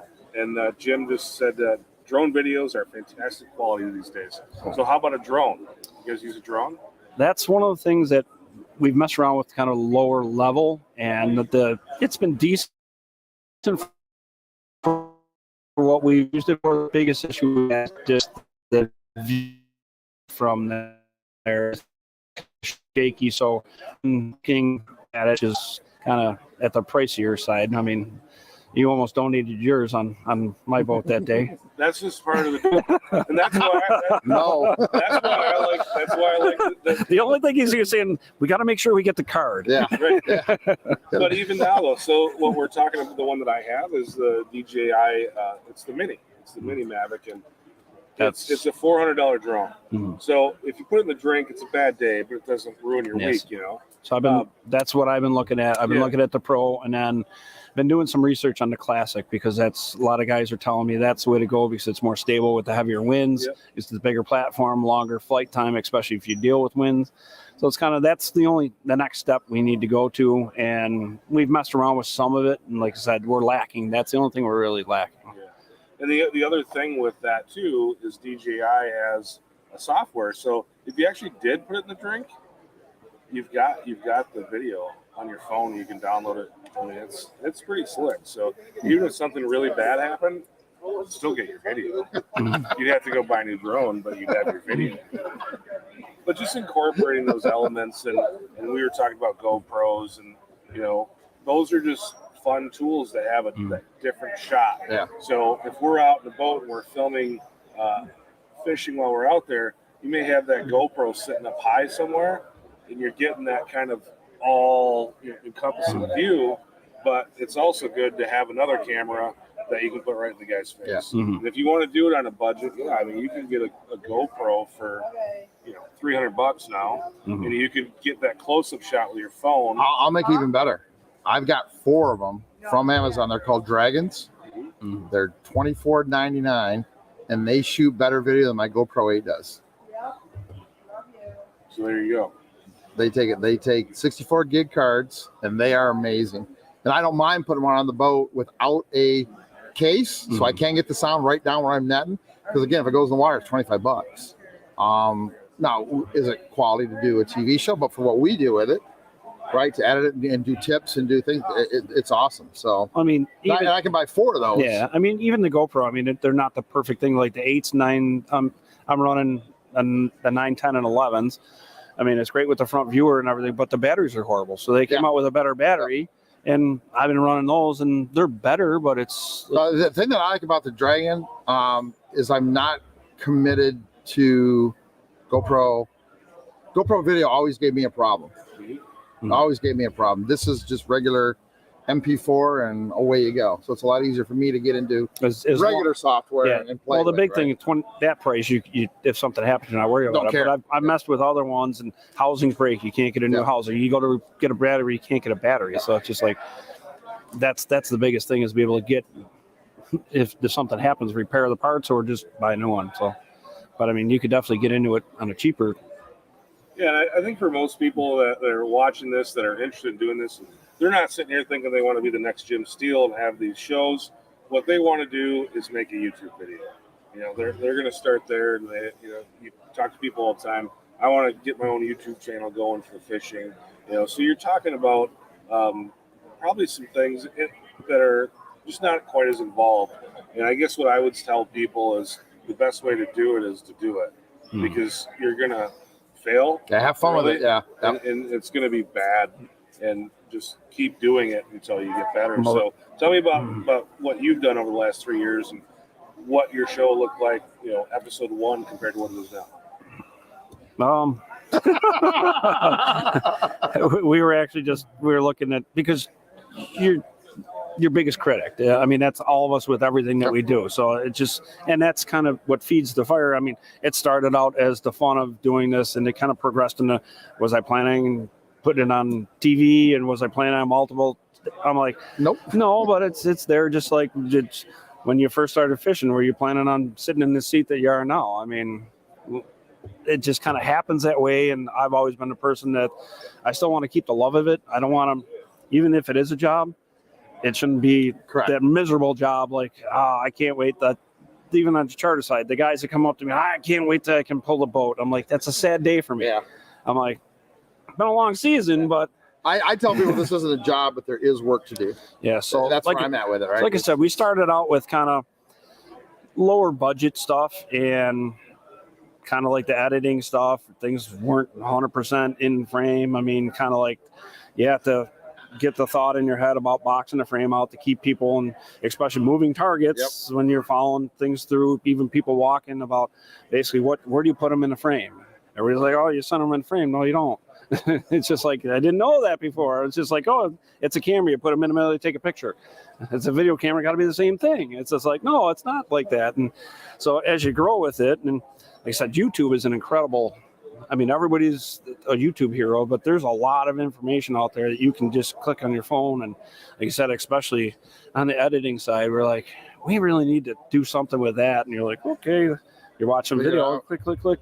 Like, so that's been, it's kind of a big transition to paying attention to more of the little things that we were missing before, that it was good enough before, and now those things aren't good enough. So let me ask you this: how much planning goes into shooting a show, right? So obviously you got an idea what the show is going to be. You know you're going to need some B-roll. I mean, are you 2 months out? You're making a list. You're kind of running through this, or is it just kind of you're on the boat and you just kind of wing it? I mean, how much planning goes into this is what we need to shoot. This is kind of some of the angles I'd like. I want to get this B-roll. And how much of that planning process is there? In the beginning, we had just a big stockpile of stuff we had done over time. So we were picking from it, but then when you look back at it, it's just like, I really don't want to use that. So now you start getting the thoughts of, we need to do that again. And then like you critique your own self. So we do a show out of fish in the Western Basin. So now when we went out, we did this, but we didn't catch so we're out there, we looked at the water the whole time. We're fishing in 15 foot of water, and I never looked towards the shoreline. And I'm like, how did I miss that? So I'm like, okay, that's one of the things. Next time we go out, we're covering the whole view of everything, and like went by the lighthouse 3 times, and we only got one picture of it. I mean, that's like when you came out with us. First thing I do, we come out, we got the old power plant. It's there. Everybody's like, oh, what's that? And we got a lighthouse right behind it. So slow down, get pictures and everything else. So now I'm thinking that way. So do you hit the boat with a production sheet and say, hey, I want this shot, I need these stills, I need these videos, I need these angles. Do you I'm a terrible. I know your wife's not. I'm a terrible list person. So which I hear about all the time. Why don't you make a list? I'm like, I have one here. But we're getting too old to keep up here. So I do okay with it, but like I said, it's one of those things where I just film everything I can possibly think of, and it just, you got to get creative. I mean, the water level shots it's huge. I mean, you can just run alongside of it. You lower it a foot, it's an entire whole view. You said, I mean, it's crazy, like, to incorporate in the view of it. I mean, you did it yourself with panning the rods up in the rocket launcher. It's just like, who thinks of that? But when you put it together into a show, that's all the pieces. Like, okay, there's the gear, there's the boat, like you said, and now there's the area that you were in, the techniques and everything else. It's just those angles and points of view changes the whole thing. And it was something that when I went to college, my professors would say, shoot the ordinary thing in an extraordinary way. And if you go out and you start thinking about that when you're out there, like, what's a different way to shoot this that I've ever seen before? Like, what's a different angle to get this thing that you don't typically see? And those are the things that when someone's watching your video, they're like, that's cool. Yeah. And that's how you keep people watching. I can tell you that's one of the things. Like, we'll do stuff, and then when we get it all set up and we're on, and I'm watching it, I'm like, that's cool. And I'm like, I did that. I'm like, didn't mean to, it was by accident, but that's really darn cool. That turned out really nice. Well, I'm looking at our bullpen here, and our next guest is not here. So, Jim, we keep you here for another 12 minutes. And let's talk. You brought up, I went fishing with you about a year and a half ago on Dunkirk, and I was there, I think 3 or 4 years ago for the school. Let's just talk about a little Eastern Basin walleye fishing for a few minutes here. It's a different type of place than what a lot of people think of when they think of Lake Erie. You know, my dad from the Chicagoland area, he thought of Lake Erie as kind of that Western Basin. That's where he would go to go do it. And what you guys do is very different than what you do in the Western Basin and stuff that Lance does. Tell us about that Dunkirk fishery and what walleye fishing is like up there. Somebody at some point drew lines in the bottom of the lake, and the fish are the only ones that can see them. because I can tell you certain baits that you can run in the Western Basin. I couldn't buy a fish in the Eastern Basin, and it's which is funny because you would think with the migration that we have that comes from the Western Basin, we'd be catching those fish on the same exact thing. It's different. So on my mind, as they move down, they're foraging on different stuff. So it doesn't make sense for them to eat the same things down there. It's just like you got to put all the pieces together and shuffle them up sometimes. But ours is kind of different because we can actually hit deep water fairly close offshore. So we can actually, coming out, we have some shallow water structure and we have deep water structures. So as we come out, we can mess around with bass. Then we can get into the walleyes that are in the shallow, and then we can get into steelhead, some browns, and push out even deeper. We're getting the deeper water, open water walleyes. Then we start getting into some lake trout, which is, I mean, we can 30-pound lake trout that when you're trying to catch it on walleye gear is fun. A little bit of work. Yeah. Fun, or you're donating gear. So yeah, you guys have that deep water bite, and when I was there before, we were catching, and again, I'm a northern Midwest guy. We were catching walleyes in 80 feet of water, 60 feet down, which seems like for people who grow up or fish where I fish, is like that sounds stupid. Why would you even try doing that? But that's the way they are there, and it's a different type of fishing than I think where you'll find anywhere else where you're going to find walleyes. So just kind of go through like what that program looks like when people are going to want to go out and try to target walleyes in that kind of water.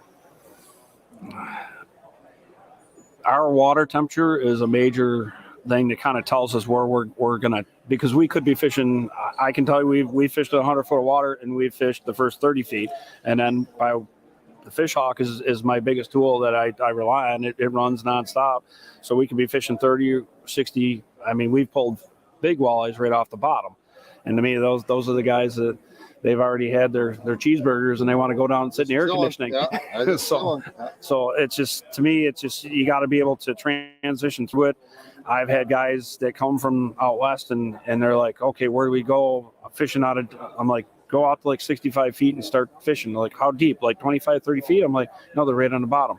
Okay, well, if I go out deeper, would I keep running that? I said, well, like the one time Greg Lemire comes out. So he calls me, he goes, I did what you said. I caught an 8-pounder. I said, okay. He's like, what do I do with it? I said, are you going to eat it? No. I said, throw it back. He's like, but that's an 8-pounder. I'm like, you'll catch another one. So he goes out. He was fishing 100 foot of water, 80 feet down, had no clue how to get there, just kept stamping weights on it, trying to figure out how to get it down there. I'm like, go deeper, because at that time, the water temperature, basically the thermocline set up, pushed all the fish down. So, I mean, that's the biggest thing is we fish the water temp. We have, I mean, when you guys were there, especially the currents. Yep. I mean, the subsurface currents are huge there. So it kind of creates highways for our fish and the bait. For the last couple of years, we've kind of haven't had the big bait school. So I kind of fish the areas that I know that the fish should be there, kind of like waiting. Right. And the bait's going to be there at some point. We don't have the big bait balls that we used to years ago. We don't get the big migrations. We're fishing more of our local fish, which, I mean, still good numbers. We have great hatches. So I think it's a big thing coming from Western Basin to here. First time I fished out here, I fished Dunkirk 2001 in a PWT tournament. And what really impressed me is, just like Jimmy said, so many options, right? Traditionally on the Western Basin, okay, this happens, here's where you do. Well, now you've got thermal stratification. You've got wind pushing cold water from the middle of the lake and 150 feet of water up against breaks. You've got the major break on the middle of the lake. You've got it's just a whole, there's so much more when you come over here than the Western Basin. Fishing's still fishing, but there's more to pay attention to.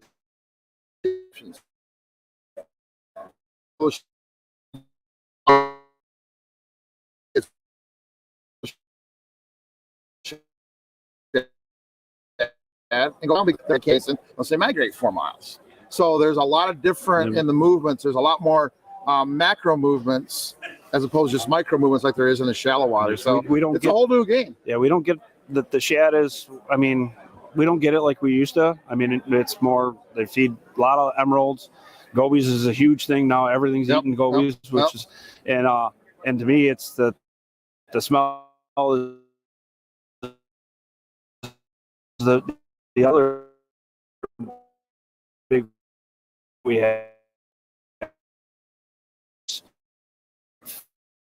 really more. If not, you're missing out. You have something that, so like you ever said, you got to fish where the fish are. So Fish where the fish are. I'm like, I know there's fish there every time. It's just like, so it's a milk run at some point, and some days it's more milk than others. I think that's the truth. So let me ask you this. You said this a couple times. It kind of stuck in my head because we do on the Detroit River. Are there areas and times of year that you go fish and you fish them because you know at some point fish are going to show up there? Mm-hmm. Or are there other times that you're chasing, you're actually looking for fish to fish as opposed to fishing a piece of structure that you know fish are going to be on? Are both of those an option? And does that type of stuff change with the time of year or certain kind of weather when you kind of go chase fish or sit on a spot, wait for the fish to come? Kind of what determines what you're going to do there? So I could take the easy out and say yes. Yeah. No, you can't do that. You got 5 minutes to come with something better than yes. So there are areas that we know, especially coming out of like the Cattaraugus Creek, we call it the second 80. So basically, as you're running straight out, so the borderline 6 miles out. So pretty much you're almost fishing out along the border. So basically, it drops down to 80, comes back up into the 70s, and it drops back down. That's been a spot out there for years that basically when that midsummer comes in, right through to when the fish would turn around to head back, that would hold fish out there. And what's funny is I drag cameras on the bottom to see what's down there, what structure, what's holding them there. There's nothing. And I'm like, one of those water wolves, I dragged it down and I'm like, I'm going to lose this thing. I'm going to get stuck on something. I'm like, there's nothing down there. I'm like, there wasn't even like a boulder. It was a rock. And then there was nothing. It was dirt and sand and everything else. I'm like, why are they there? And then that's when we started messing around with the subsurface currents, and that's a steady flow right through there. So to me, that's a transition area where they're coming through. They're holding up there because the bait's going to come right down through there. They can sit there and put little effort into swimming and just kind of hanging out there, waiting for it to come, waiting for the waitress to bring the food. So to me, that's always going to go to midsummer right through the end of our season. Our structure along the shoreline in spring, it always holds. And that kind of drops off a little bit during the heat of summer. You got to kind of pick and choose. Right. And then we kind of get our little offshore of the structure.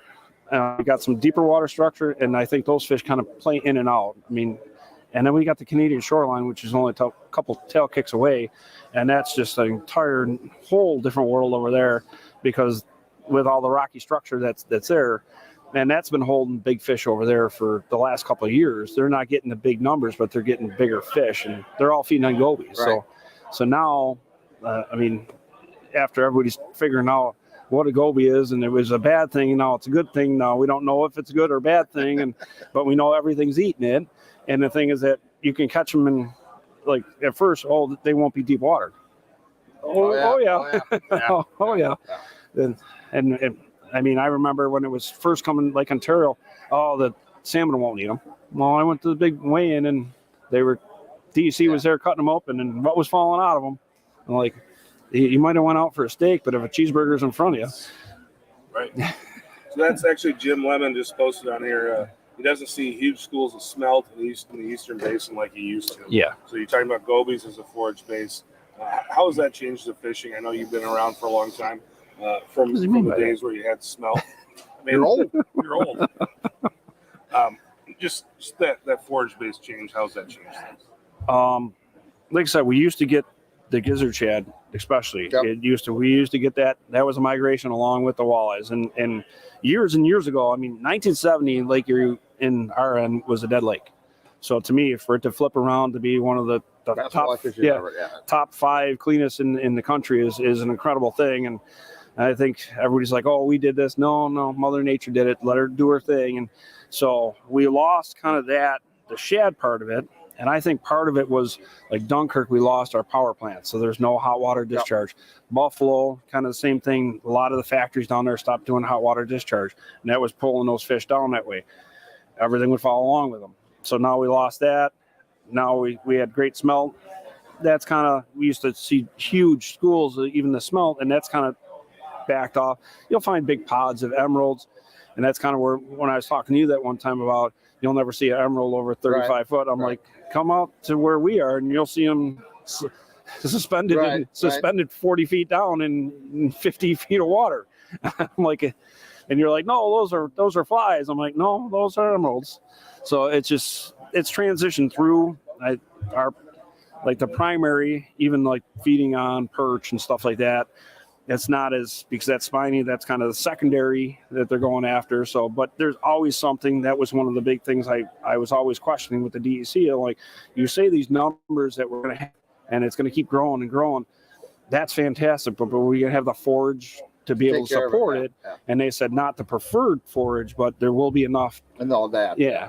So I don't know if that answered any of it. But Jim, we appreciate you coming on. We appreciate you sticking around and talking to us and kind of helping us out get through the show here. Sometimes people get lost in the show and get talking to people, and they kind of lose track of time. And you helped stick around and talk with us. And it's always good seeing you guys, and it's kind of little back to normal.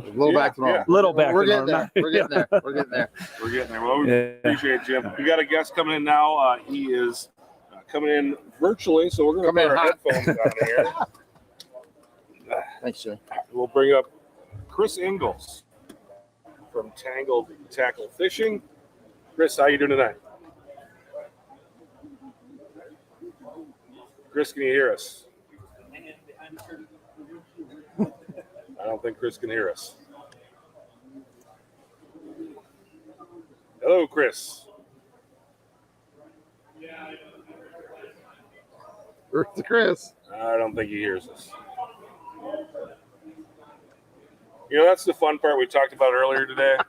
You do live stuff, and you just, and you do live stuff, and live stuff happens. Live stuff happens when you're doing live stuff. I think you just realized that you couldn't hear us. Hear us now. I got you guys. I'm sorry. No problem, man. I figured it out. Doing live stuff. Sometimes things happen. I'm a true professional, guys. You know that. Of course we do. Right.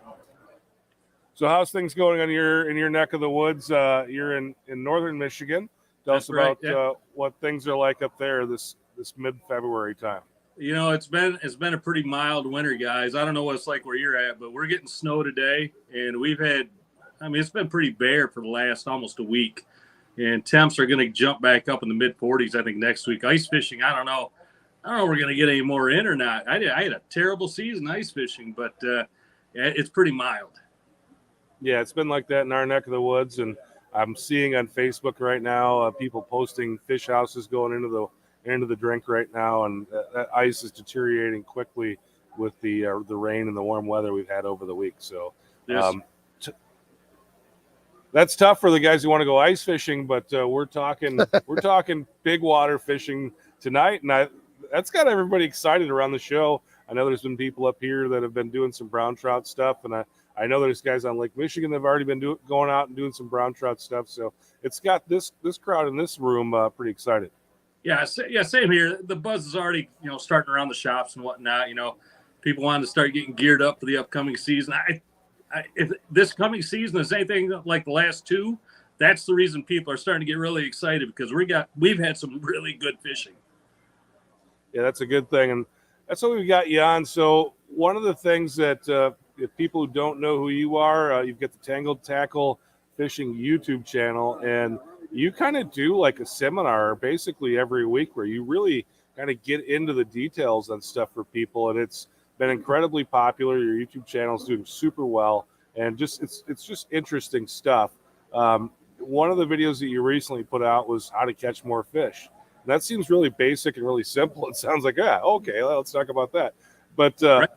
It's one of those things that everybody wants to know how to do, and it's one of those things that there's a lot of different things that go into that. So why don't you give us we've got 15 minutes. Your video was like 45 minutes, but why don't you just kind of give us a bird's eye view of what that was all about?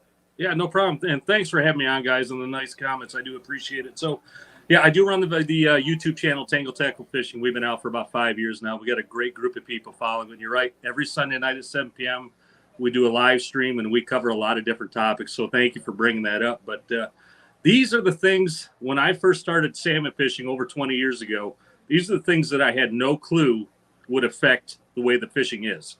Now, I grew up walleye fishing, pike fishing, bass fishing, panfish, anything like that. not salmon fishing. So these were the 4 things when I was finally lucky enough to learn them. And you never stop learning these things. But these were the 4 things that really the light bulb went on for me. So I'll go over the 4 things. And then if you want to get into more detail, I'm happy to do that. Let's do that. Okay, so the 4th thing, I got the seminar actually up on my screen right now. I streamed this last Sunday. But the first thing is the ghost town. You're fishing in an area where there's no fish, or the fish that are there are just not active. And I put that first because that is probably the most common thing day to day to day to day. And everybody wants that magic formula where, hey, I go put my boat down on this coordinate and I troll in that direction. I'm guaranteed to get 20 fish. And that just doesn't happen. Every day the fish turn off. Every day the fish move. So that's one of the most common things. The second thing is speed and direction, and currents playing that as well. Different speeds, and of course that big banner behind you that says fish hawk. Am I reading that right? That's what it says. I got my sticker up right there. But that was such a game changer for me to figure out speed, direction, currents, temperatures. The fish hawk is an absolute game changer, and there's nothing like it on the market that's going to do a better job for you. So that's number 2, speed, direction, and currents playing that as well. And number 3 is you're fishing the wrong temperature, and I alluded to that already in number 2. But you're out of the temperature that the fish want to be in at that time, or that they're feeding in at that time. And then number 4, and this is the last thing I change on a daily basis. I will go back and look at those first 3 things before I go anywhere near touching number 4. Number 4 is color selection, lure selection. I will go back and I will try to dial in my boat, dial in my speed, dial in my temps long before I'll start changing up my baits. Yeah, very good. You know, Lance and I are looking at each other. Lance is chuckling over here, not because what you're saying is wrong, but basically, you know, he's taking what you've got in 4 into 8, but essentially what you guys are saying is the same thing. So that tells us maybe that you guys know what you're talking about. I watch a lot of Chris's stuff. He does a great job on his YouTube stuff. So thanks, Lance. Appreciate that. It's really cool. You know, it's so funny. You talk to anglers. You come to a show like this, and everybody wants, you know, the latest bait and the latest color and this and that. And you're like, guys, that's not what it's about. And when you sit down and talk to good anglers, just be in the right spot. Do everything wrong with the wrong stuff. Just be in the right spot. You've got a chance at least, right? In trying to get people to not think backwards, right? To start worrying about where you are before you worry about what you're fishing with. Yeah, definitely. Yeah, like I said, the last thing I do is change my colors. I look at everything else long before I do any of that. I don't go mad scientist on my rigs, and I don't change up my stuff that often. So Lance kind of spelled out how he goes about finding fish on the Detroit River. And we talked about kind of an analogy with hunting and how that works with scouting. How do you find fish on a piece of water like Lake Michigan? I mean, it's a big, giant piece of water, and, you know, there's lots of places where there isn't a ton of structure.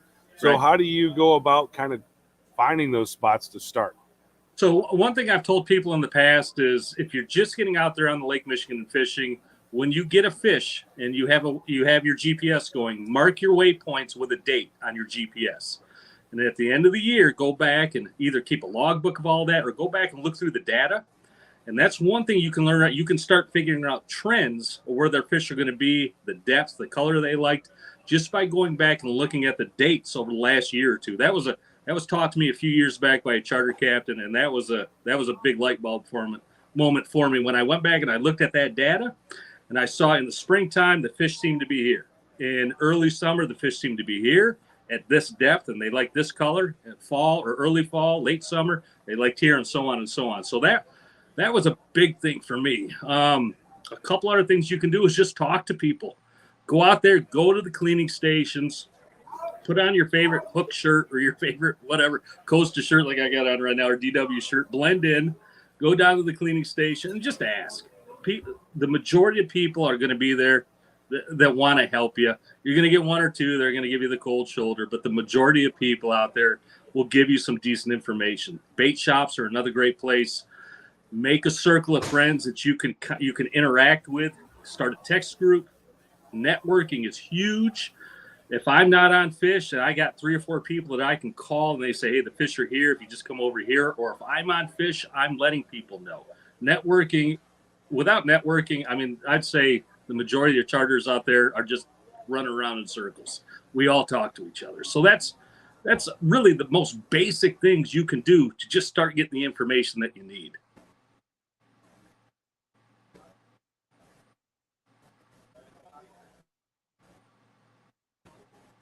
All right, Chris, we got a question coming in right now. Hopefully you're still with us. You know, we're I'm here. just struggling here on the show floor. Okay. We got a question coming in here from Brian Nichols, and it was something I talked about moments ago, but I think he's just looking for a little more clarification here. When it comes to spring salmon, what do you think is more important, speed or temperature? They're both equally important, but temperature, you got to watch. When the temperature starts getting up to 50 or above, those fish are going to start moving out deeper. Before that, you're going to be fishing in on the shorelines over the sandbars. But once that temperature starts creeping up above 50, you're going to start pushing off to deeper water. So if you don't know the temps, I guess that would be slightly more critical. I think it's important that those two things are completely different. One is a where and one is a how. Okay. If you get the how right and you're not in the right where, it doesn't matter. So yeah. I think when guys start talking about pieces of information, they have to start separating where from how. Not, speed and temp are two completely different things, right? The right speed in the wrong place is irrelevant. So you got to start thinking about the where part and the how part separately. I want to ask Chris a question. Sure. So you talked about keeping good records, which I love to do. So on the Detroit River, I have a migration that I know the fish are going to do 1, 2, 3, 4, 5, 6, 7, 8 in that order. Every year, though, when I get there, there's somewhere different in that process. But once I figure it out after 3 or 4 days, then I can follow the fish the rest of the year. Do you find that same thing with salmon fishing, that there's a start and an end of the migration, and they go through very specific steps along that way? Once you figure out what step they are, it's fairly easy to stay on the rest of the year? Yeah, it's pretty similar. I mean, in the springtime that you're going to have a few spring kings around. It's going to be a lot of lake trout and a few steelhead. As you get into June and July, it's going to be a lot more lake trout, lesser kings. And then, of course, August into September, you're getting the staging kings. You know where the fish are going to want to be at certain times.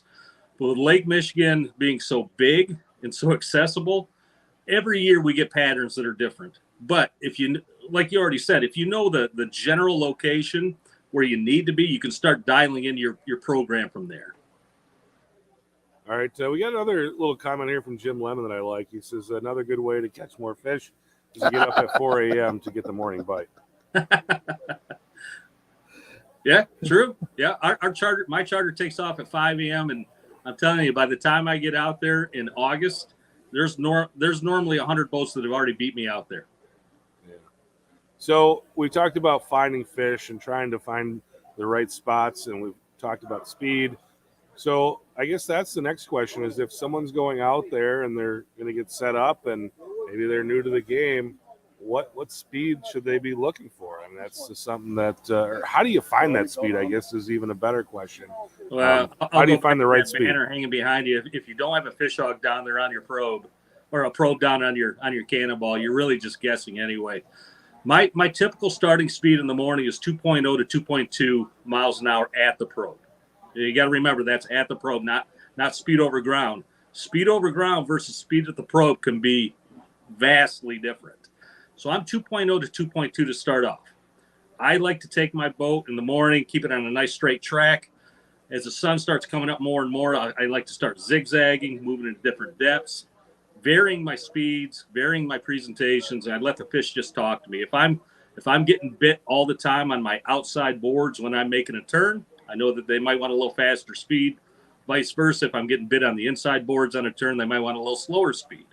But there's nothing wrong with starting off at about 2.0 to 2.2 for your morning bite. That's a real good general speed that works for me almost daily. All right, so I think we've gone over location, we've gone over speed, we've gone over temperature. Now we'll get into the part that everybody likes to talk about. What new color do I need to buy?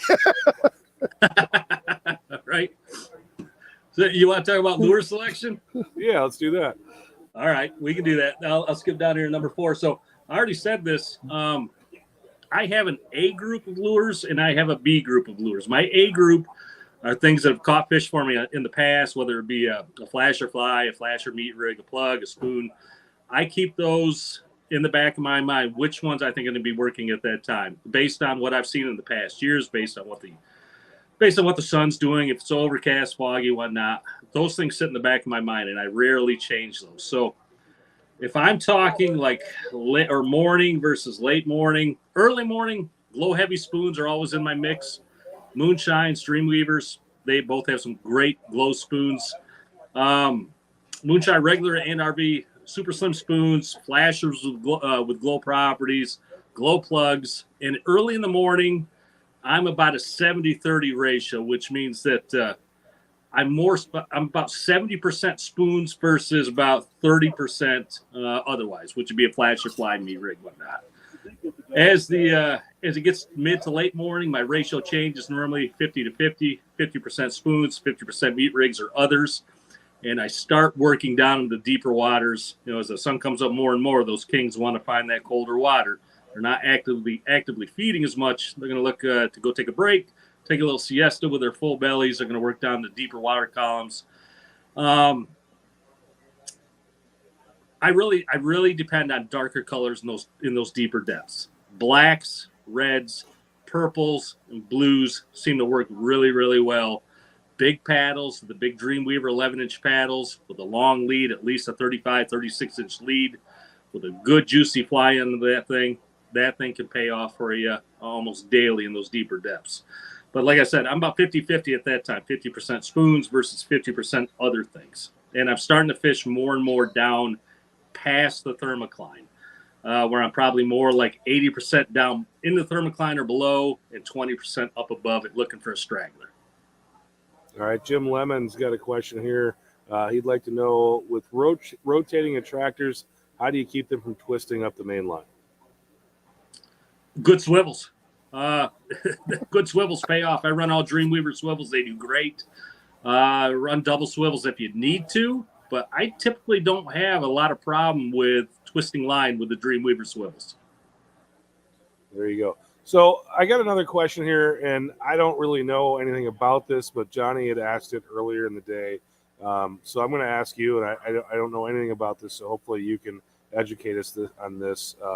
Johnny says, are you concerned that the new consent agreement is going to have an effect on sport fishing out of Manistee? Do you know what? I don't know anything about that. Yeah, we've done a couple videos on that, talking about the consent decree and its possible impact on that. It's really easy to start running around and telling everybody the sky is falling right now, and we really don't know much about it. There are some concerns out there, and I share a few. But until we start seeing everything put into place, I'm not going to start sheltering before I know enough about it. So we'll see how it plays out, but there are some concerns out there by a lot of people. Okay. Lance, you have anything else for? No, I again appreciate what he does. Thanks. I always enjoy watching good teachers, right? Fishing education is not me and Joe went fishing. We used a blue Rapala, go buy a blue Rapala. And there's too many guys that do that. The problem with the internet is there's a lot of noise. There's very few good pieces of information. And Chris is one of those guys that's always on point, always understands the process and teaches the guys the process. And really appreciate how he does what he does. Thank you very much. You know what they say about teachers, so if you can't do it yourself. That's exactly right. I never said I was a good fisherman. I'm just good at YouTube, I guess. That's what I always tell people. I'm not a celebrity, but I play one on the internet. Exactly. All right. We do got one more question here. This one's coming in from Nick Cook. A late question for you. Standard versus mag spoon. Do they have much difference in strikes? That's a loaded question, you got to let the fish tell you what they want. One thing I do is when I clean my fish, I take a look in the innard. I look in the stomach, and I see what size the bait fish are. If I'm seeing a lot of big alewives, I'm running more mag spoons, and vice versa. If I'm seeing small alewife, I'm running smaller spoons. Again, let the fish tell you what they want, and it's going to change season to season, week to week, day to day. But that's a great way to get an idea on what you might want to be running. Very good. If you want to learn more about salmon fishing, again, Tangled Tackle Fishing on YouTube, great place to go. Chris, basically, like I said, he does a seminar on his YouTube channel and does a lot of Q&A stuff there and lets people ask questions just like what we're doing here. And just kind of sits down and teaches the science of. And he does it right. Yeah, he does teaches an it awesome right. job. So Thanks, So guys. Appreciate that. yeah, if you're looking for more information, head over to the Tangled Tackle Fishing YouTube channel. Chris, thanks so much for joining us on the show tonight. My pleasure, guys. Anytime. You take care. Be safe. thanks, Chris. All right. So that was Chris Ingalls from Tangled Tackle, and we're getting towards the end here, Lance. I know. Appreciate you coming in. My pleasure. Anytime. Yeah. Sitting down with Yeah, us. It's fun anytime. to have you, and just good to have you here. Wealth of knowledge, and again, a guy that you do a lot of this stuff too. We talked about Chris and how he teaches people.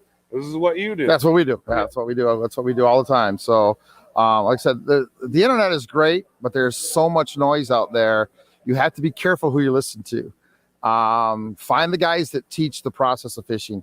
Find the guys that teach that it's more important to be in the right place than it is to have the right stuff. That's important. And there's a lot of guys out there that do that. The internet can be a great tool, but can also get you really, really a long way down the wrong rabbit hole if you're not paying attention. So, kind of vet the guys that are teaching you. Find out what they focus on. Do they focus on finding fish? Do they focus on the right things as opposed to trying to sell you, a new custom crankbait or a super duper lure that isn't going to be any more super duper than what we already got. Right. So you can catch Lance at teachingfishing.com. He's on Facebook. He's on YouTube, all those places, over on Instagram as well. So if you're looking for more information on Lance, you can find him there. But thanks for stepping in. My pleasure. Thanks for having me. Guest co-host. First guest co-host. You can What's write that give down. me? It's history. It's High five, maybe? Yeah, we'll give you a high five. Maybe a pat in the back. So for Lance Valentine, Chris Larson, join us tomorrow. We got a great show, great lineup tomorrow and Saturday. But our afternoon show tomorrow, we're going to have another guest co-host. It's going to be Vince Pierleoni. We'll have Vince. We'll have Ed Stachowski. Dave Adrian's going to come on. We're going to talk about some wind turbines on Lake Erie. And what's Dave's really going into on there. that. Yeah, we've got Cory Goldsworthy from the Minnesota DNR. He's going to come in and talk about Lake Superior Lakers, which will be really cool. Pat Kalmerton's going to come on. He's at the Battle on Bago right now in Wisconsin, where they have no ice. So he's got a life jacket on. But he's going to talk some Lake Michigan brown trout fishing. And then we'll have Craig Sleeman. Yeah, Craig's going to come part of our walleye school. Yeah, right from work. He's driving straight here to sit down in that chair, talk on the gold microphone. So make sure you ask Ed if you ever learned anything about fishing Lake Erie from me. I'll ask him. First time I met Ed, he was my amateur on Lake Erie. We had a day. We had a day. All right. Oh baby, we had a day. We'll definitely talk about that. We had a day. So thanks so much, guys. Tomorrow we'll be on at 2 and then again at 6. So another action-packed day tomorrow. Appreciate everybody for watching, and we'll talk to you next time.